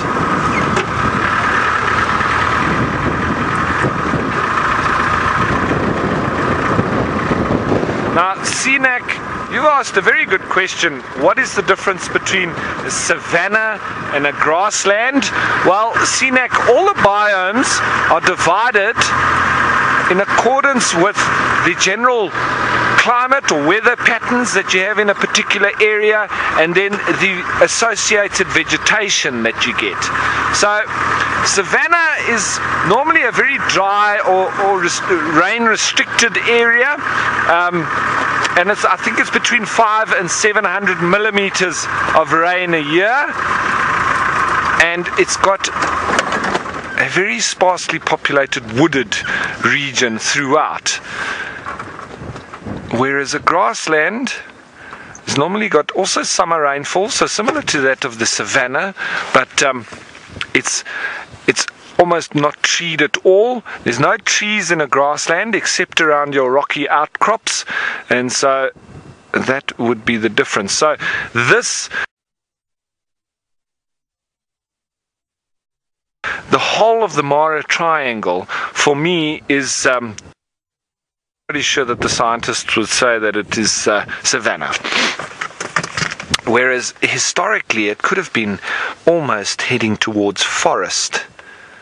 Now here we've got a lovely little group of warthogs with all their little piglets, and I've stopped because they normally run off quite quickly, but maybe with the wind they haven't really bothered with us at all. And this one's nice and caked in mud. It looks like it's been spending the afternoon wallowing in a pool, and now all that mud is caked on top of it. And they'll often, like buffalo and rhino, they'll walk off after that and then go and scratch that mud off. Does assist in getting rid of all the ticks and fleas. A little youngster, they do walk on their ankles like that. It gets them closer to the ground and makes it easier grazing.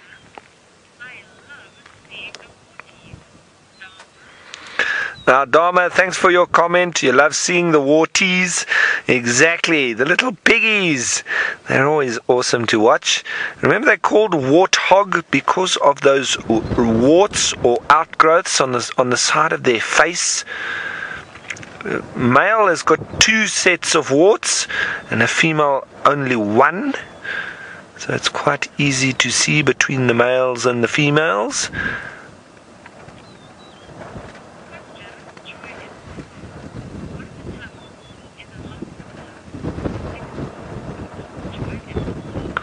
Now, Joy in Hong Kong, you're saying one of the tusks is a lot smaller there, and yes, we can see that, and you're wondering what would have caused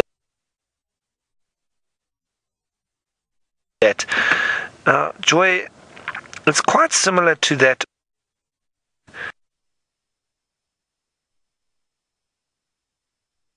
I think that might be a bit of a growth defect, as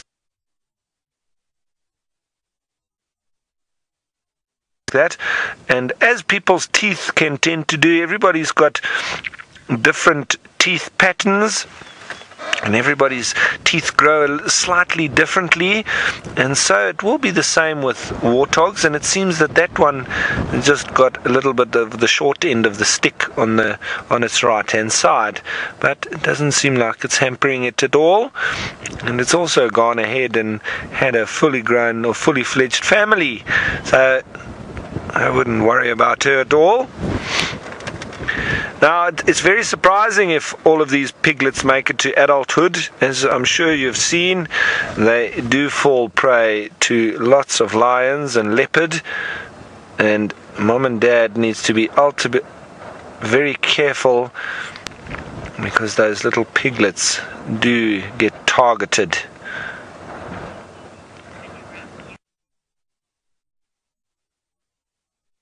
Wonderful little scene we do have here with a family of piglets grazing through the plains, mom and dad happily moving on through with them.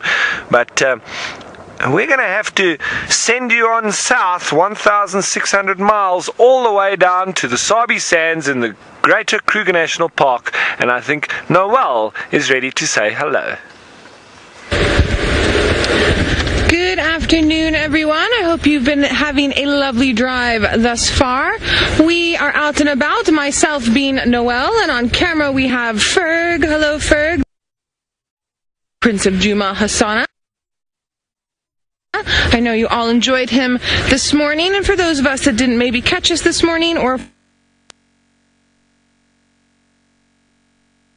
male leopard, about just under 2 years old, and he is sometimes on the Djuma property, and sometimes he's over here Chitwa, as well as some of the other neighboring properties. And last night he killed an impala, and the Chitwa guys found him this morning, and we came towards the end of drive when we got the update and had a nice little view of him, and now we're heading back to see if he is still there. Now, it was cool for most of the day. It's just gotten warm now, so I am hoping that he'll still be there. I would guess he would still be there. Can't imagine where else he would be. Now, don't forget, we are live and we are interactive here with Safari Live, so you can follow us #Safari Live on the Twitter or on the YouTube chat.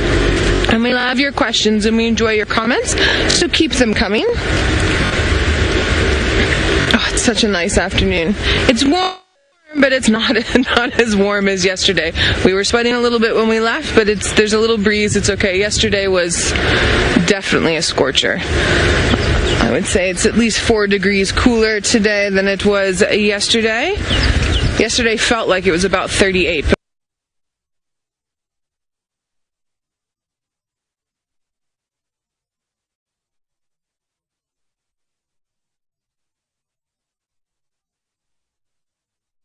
But I don't know if it was actually that much.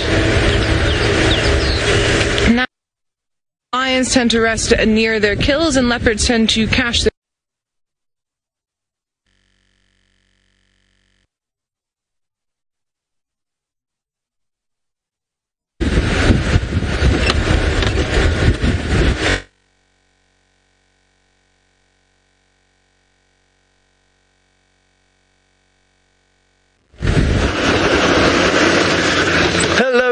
My name's Scott and I'm teamed up with Senzo on camera this afternoon. We had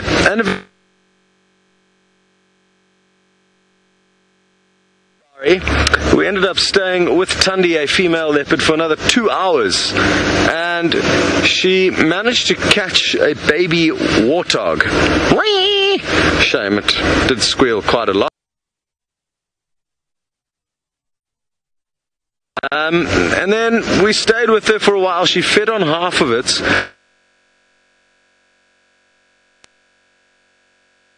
Back out there at 2 o'clock about 2 hours ago, and she had left the scene of the crime. So I'm kicking myself for not staying with her. And I kind of walked around that general area trying to find where her tracks have gone, and she has disappeared like a ghost in the night. I'm not sure which direction she headed in. So I'm just driving around in this general area where we've got an inclination that she might have her den. There's a number of little riverbeds, one that flows from Buffalo's Hook Dam, another one that kind of flows into that little riverbed. All good places where she could have found another den site for her tiny little 6-week-old cub. So I'm just going to continue to scratch around this general area. Hopefully we'll get lucky and find some more signs of her. And even if we don't find her, just if we find her footprints coming and going from an area, it will definitely help us kind of narrow down the puzzle as to where exactly her new den site is. So those are my plans for the start of the afternoon.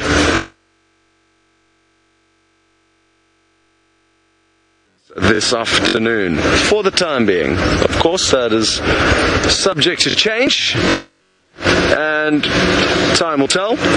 But thankfully, you guys are going to be heading straight across to another big cat, not a leopard, not a cheetah, but the other one with Taylor.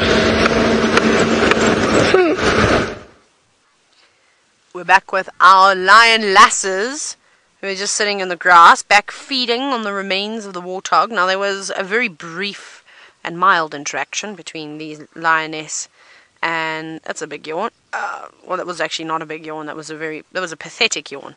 I do better yawns than that. And one elephant actually came over. A youngster, I don't think, realized that they were lions, yeah. And I don't know if they maybe growled, but all of a sudden he wasn't very happy and he was quite scared. He ran away from the lions. So they didn't chase them. They're still in exactly the same spot when we left them earlier. But at least we can see them a little bit better now, which is quite cool. But surely they must almost be finished. But now, does that mean you're going to go to sleep? Or does that mean you're going to get up and move around? Option number 1, apparently. Sleep it is. Right, lion lass. You're our only hope this afternoon, unfortunately, because I don't know where the triangle boys are, and I don't seem to be able to find where they said they were. They've also probably moved out of the wind. I think the lions... No, not I think. Don't think the lions enjoy the wind very much. Oh, here comes a heron, Manu. Sorry, Manu has been chasing birds and been practicing, so we'll give him his moment. Oh, my goodness. Listen. Shouting at the lions. That was so cool. I've never seen that before. I think it wanted to land. Get up, mission abort, mission abort. Alert the flight crew that they won't be making their landing anymore. But there we go. So he also heard, though, that herons don't have very nice voices.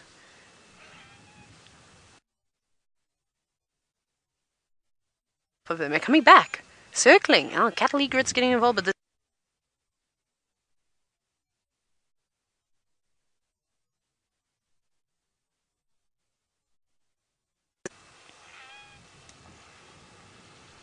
Hey, unbelievable camera work, everybody. Remember, Manu's on camera.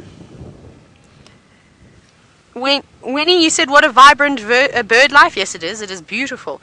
It was just all of a sudden, though, how they just came swooping in. The cattle egrets were around there too, but those black-headed herons were quite nice to see.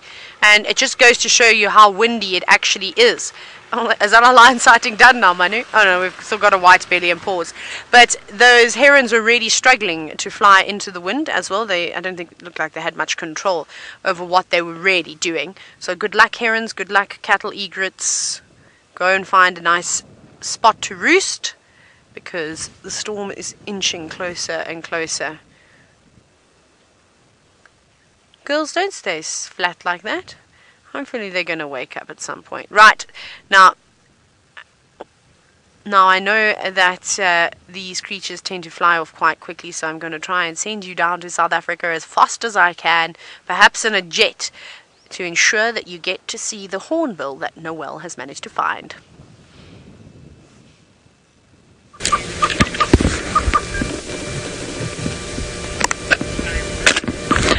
Oh my goodness, everyone, we have found such a treat. This morning we had these southern yellow-billed hornbills feeding their chicks, and we've managed to get a different spot so that you all could see what we could hear this morning. So let's just listen.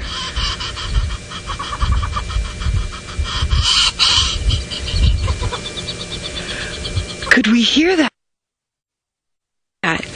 So he brought that huge grasshopper. Well, not everyone's favorite leopard, but a lot of you think that he is one of your favorite leopards here, little Hosana. So again, we've got a sighting that is for leopard lovers as well as bird lovers. Now, Hosana was positioned nicely at the base so we could do bird and tree in the same shot, but unfortunately he's moved. So I'm just going to reverse a little bit, and then you'll be able to get his face just a little bit better. How's that, Ferg? A little bit back? Okay, there we go. Now you can see his face nicely, and we'll still be able to see the parents of the hornbills land where we are now sitting.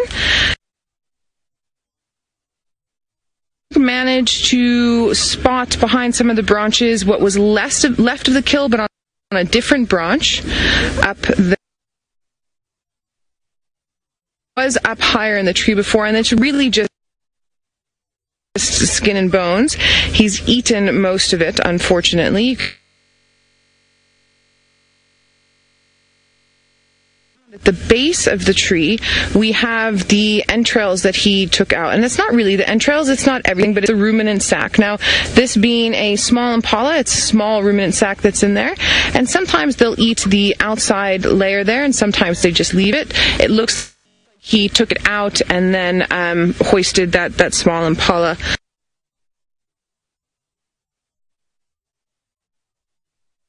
up into the tree. Now, earlier when Ferg and I were here, they were picking around, those hornbills were picking around. But now I'm thinking they were actually picking around what was left of the ruminant contents down there, because they will eat things. Reddish tinge. That's some blood from when Hosana was pulling the kill up in the tree. So it's a little bit of a bloody start to our safari today, but we have something that is done. Their chicks with it, and so life goes on and the wheel turns. It's quite interesting behavior all around. Now again, as I was saying, it's very warm today, so he's busy in the shade panting. We have another vehicle that's with us from the neighboring lodge. Chitwa Dam's not far from us, and Chitwa Lodge itself. And so they're just positioning over to the side in case you're wondering what that noise is. You can see his beautiful yellow tinged eyes there.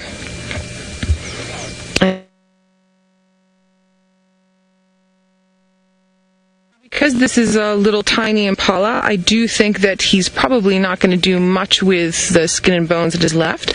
And it is possible if any impala pass by here on their way to the day, you might try and hunt again. You never know. It just depends on how warm it is and how he feels himself. He might wait a day or two, or he might decide he gets a chance this evening. We'll have to wait and see.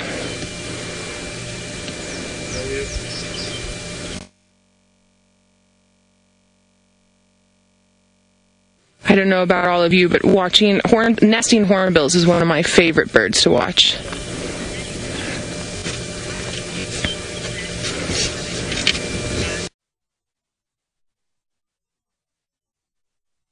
That impala kill will last Hosana, so it's pretty much finished. So we were chatting about very briefly earlier, and I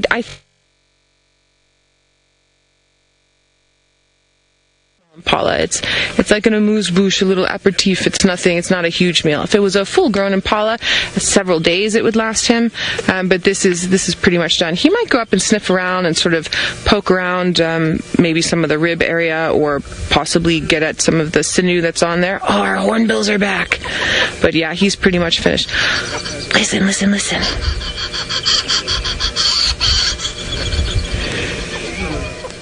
They're cranky little things, hey? So we can't really see the babies. Every now and then when the parents come, you can see like part of a beak that pokes out, because they're not fully able to get out yet because the hole is closed up slightly. There's just a little slit that's in there. It's to protect them. So for any of you that maybe don't know about the nesting habits of southern yellow-billed hornbills, the male and female in general mate for life, and they find holes in trees like this one here, and then the female will go in and her will cover up the hole so that she's also kind of stuck and protected in there, and leave a little slit, and he goes around and he have grown back, and she breaks through, and then her and the male cover up the hole again, leaving a little slit, and then feed the chicks through there.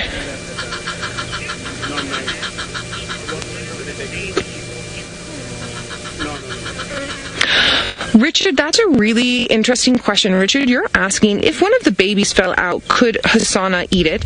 So Richard, yeah, if that barricade that's there were to break, and let's say the fledglings aren't ready to fly yet, and they sort of fell out, it wouldn't surprise me that he would eat one. We were chatting a little bit this morning about a leopard that I saw in the Kalahari Transfrontier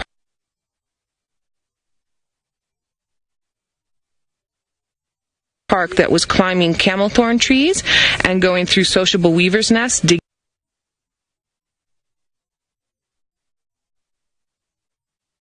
like this to get out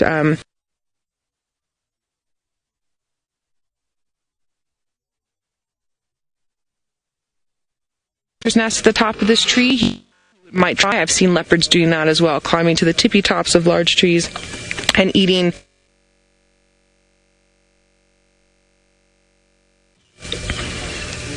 Keep the questions coming, everybody. We love them.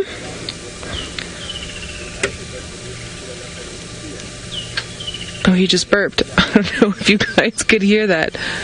He's very full. His little impala has made his belly distended. Not as distended as if it would have been a large impala, but it is quite distended. And as we chat about from time to time, belly and the heat, he's slightly uncomfortable. I check.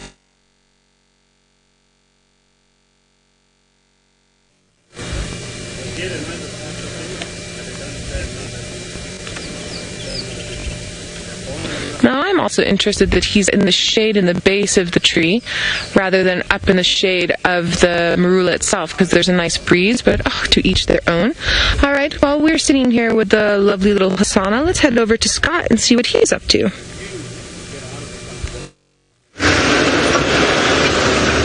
Well, I must say I'm very envious of your hornbill sighting, and of course Hosana the leopard. As yet this season, so I'm glad that Noel managed to provide you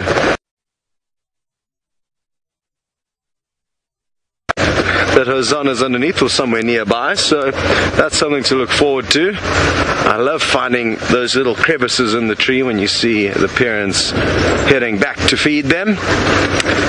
Now we are driving down the road where we left Tundi this morning, the leopard we're trying to find, and just thought I'd come back and check an area further to the north and east of where I actually walked looking for tracks.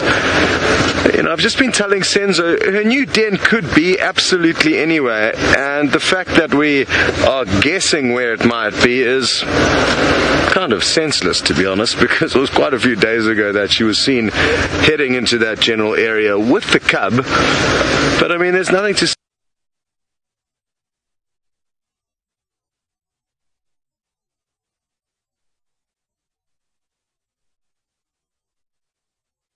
open, but out in one of these blocks, not necessarily following one of the riverbeds that flows through the property. So just thought I'd come back and snoop around here.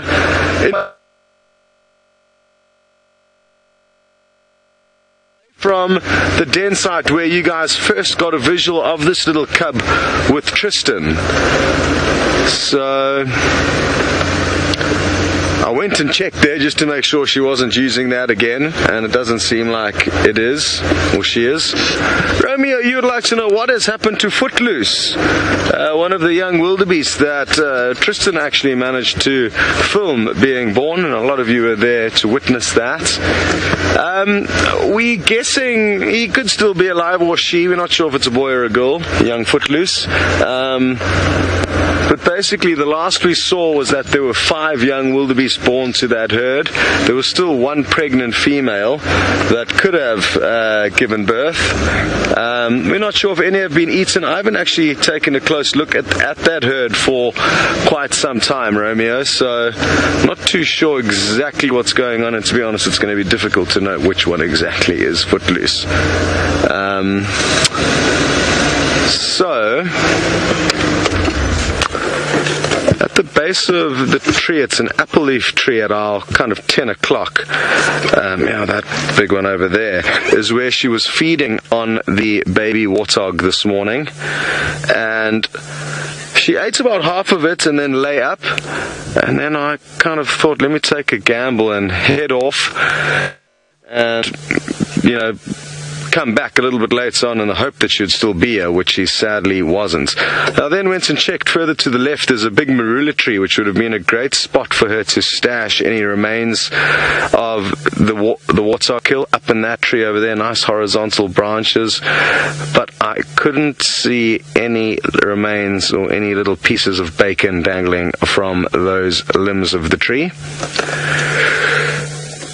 So who knows where she's gone. I've checked quite carefully on this road. I was guessing she was going to come back in this direction towards us and then cross over the road towards us, and then further to the north. That's where we were guessing kind of where her general movement would have been, but no clear sign of it. It's not to say that she didn't actually cross the road without me seeing the tracks, but there's only one way to find out, and that's to keep searching. Now, Clifford, while we search for this leopard, you have requested if there's any chance we can find you some reptiles. And yes, we can certainly try our best. Senzo said he saw a massive monitor lizard the other day whilst he was driving about, walking down one of the roads, a rock monitor lizard. That would be a very cool reptile to show you. There are some small skinks that we see, but they're very small and they're quite nervous, but I think that might be a decent option to try and find you a reptile.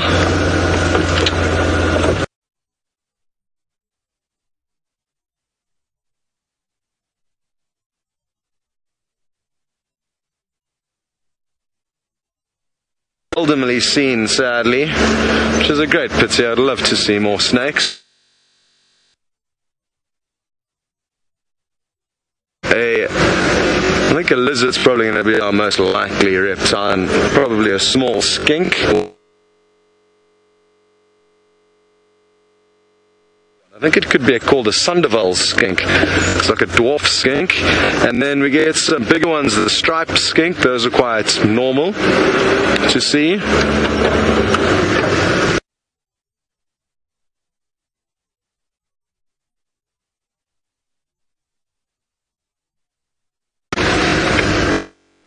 Alrighty then. Come on. I just thought I saw a lizard, but it was a piece of hippo poo splattered against a log. So I'm glad I didn't stop for that. Very good. I think I'm going to stop and scour this big leadwood tree off to our left, Clifford. I'm hoping some kind of a lizard's going to, or reptile's going to find that as a nice home. So that's what we're going to spend the next few minutes doing, and you guys are going to spend the next few minutes up in the Mara getting an update with Ralph.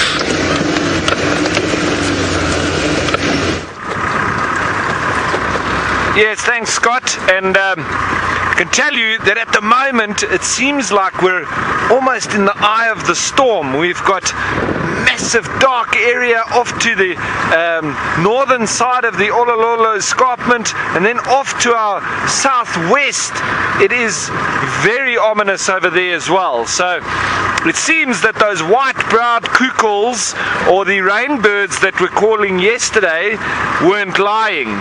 Sometimes it takes a little bit of time or period after they've been calling for you to actually get some rain. And this morning I was almost thinking that they were lying to us yesterday, but looks like I was proven wrong. So you should always listen to the rainbirds. I always have. And sometimes I've questioned their call, and the next day it is a massive storm. So I should always remember that they do know, as we've got two, looks like bull elephants just in front of us here.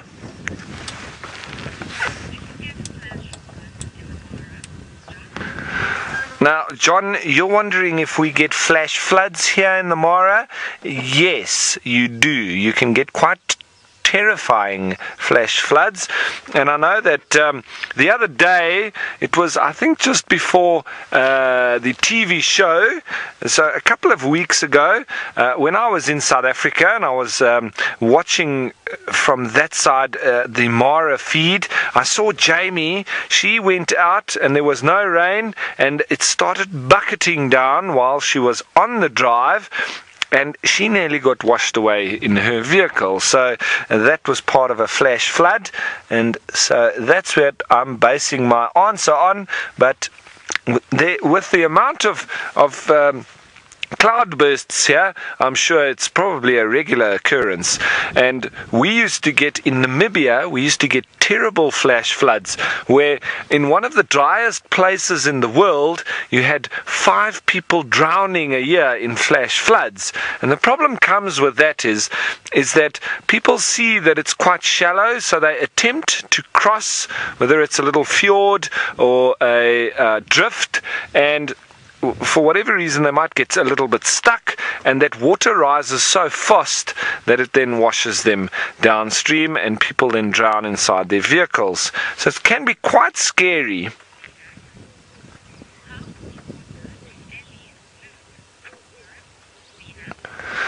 Now, Sinak, you're wondering how much water elephants lose through urine. Well, that's a very good question, Sinak. Whereas with your desert animals, such as springbok and oryx and giraffe, ostrich, their urine is 80% uric acid and 20% water. Now, with elephants, I would say it's almost a 65 to 60% water and 40% uric acid. So they are more efficient than us in retaining their water, but not quite as efficient as a true desert animal. But nevertheless, they do drink in excess of 100 liters of water a day.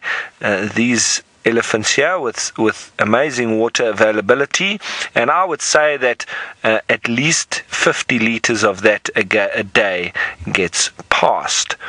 So it's quite a big amount of water that goes in, and just about as much as goes out. But for such a big animal, it's quite usual.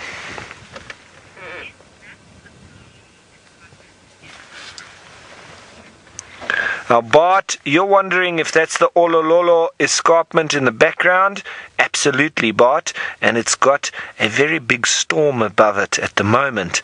So we're expecting a little bit of rain, but we've seen that before and it's blown over, and other times it just dumps its load on us. So we're hoping that we can get through the game drive before the rain starts, but if it does, we'll deal with it. We'll put down our flaps on the vehicle, and we'll batten down the hatches and carry on the drive, and it will be nice and interesting with the roads getting nice and slippery. I have to engage my differential lock and use my 4x4ing skills to the max, but I don't mind. It's always different, always something new, always a challenge. That's what's great about being out in the bush, isn't it? Now remember, with Elephants, we have chatted about it before, but they do definitely have a left or a right tusk that they use more than the other. But we did say that here out in the Mara, it doesn't seem as evident. You can see it on a slight scale, but it doesn't seem as evident because I believe of the richness of the grass that is available here. So these elephants aren't using trees and bark and things that they need to really dig out with their tusks as much as they would in different areas, such as in the greater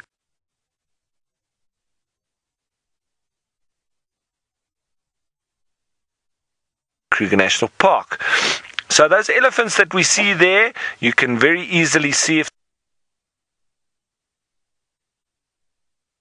because it is well worn, and with this one it does look like it might be the right one, but I'm not sure from this distance, and as I say, it's not quite as evident here as far as I've seen so far with the elephants in the Masai Mara, but looks like two male elephants just lazily walking through the plains and grazing as they go. They don't really worry about the rain. They'll continue feeding.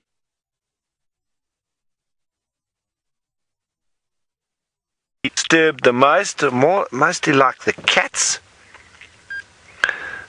Alright, so that's a lovely setting that we've been watching there and looking out over the Olololo escarpment with the rain coming in the background. But I think it's time to send you on back down south to South Africa with Scott, who's got a lovely surprise for you.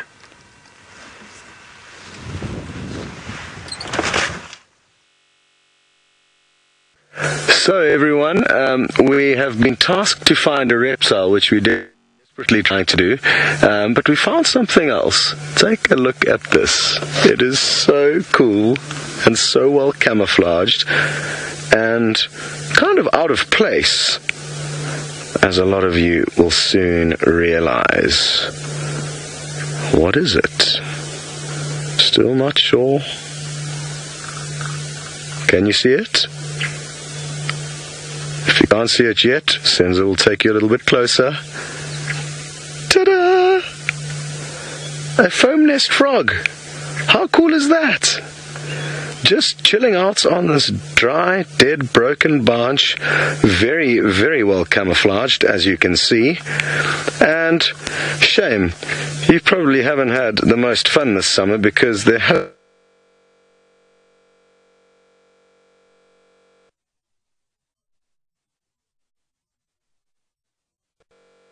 sure if this is a boy or a girl, but certainly very, very cool to find this little critter. You can see it's panting quite heavily there. And what's interesting is that the little pond that I'm sure it will frequent and spend time and build its big fluffy white foam nests is probably about 20 meters behind us, so it's moved quite a way off from where the actual pond is that it'll have to move to when it's time to make love. And it's quite an interesting affair when these guys do make love. You tend to find about 4 or 5 males all clambering over the female who's laying her eggs, and they all kind of take turns in spreading their seed all over those eggs. Now, Mia, you'd like to know how long can frogs stay out of water? Well, these frogs basically live out of water. They spend very, very little time in the water. And I remember working at a camp where a few of them frames so that the pictures were lit up at night. And that means that they had a nice kind of warm place. Frames, and they would be for days, weeks, months possibly away from water. I don't know exactly to not be in the water, and they just hang out on branches like it's doing right now. I guess waiting for any little insects to walk past, which it'll gobble up.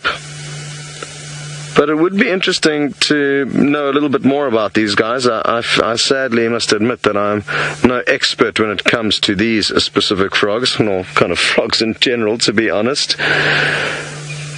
So Clifford, I hope you like this. It's not quite the reptile you were hoping for, but it's an amphibian, you know, close-ish. So we're trying, and Miss Parker, you would like to know how on earth I spotted this. Well, I've been searching desperately for little lizards for Clifford, and whilst searching desperately for them, you know, I guess I just got lucky and spotted this guy. I'm almost tempted to walk around this pond now and see how many more I can find, but you'll probably find that this was a major stroke of luck and that I wouldn't be able to find any. But I am tempted to actually do that, because it'll be interesting to see how many are in this general area around this mud wallow. So maybe I'll do that. See if I can see how many are living in this area. What's interesting with these guys is that they can change color quite well. They can be very, very white in the middle of the day. So that's something to bear in mind. They're almost chameleon-like with their abilities in changing colors.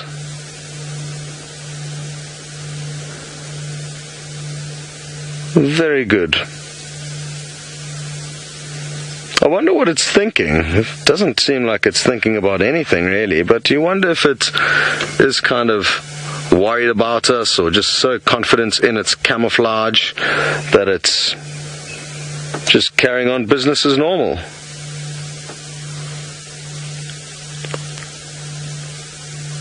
Now, PT Watcher, you've asked what is the difference between frogs and toads, and I definitely should know the answer to this, but I can't think of anything at the moment.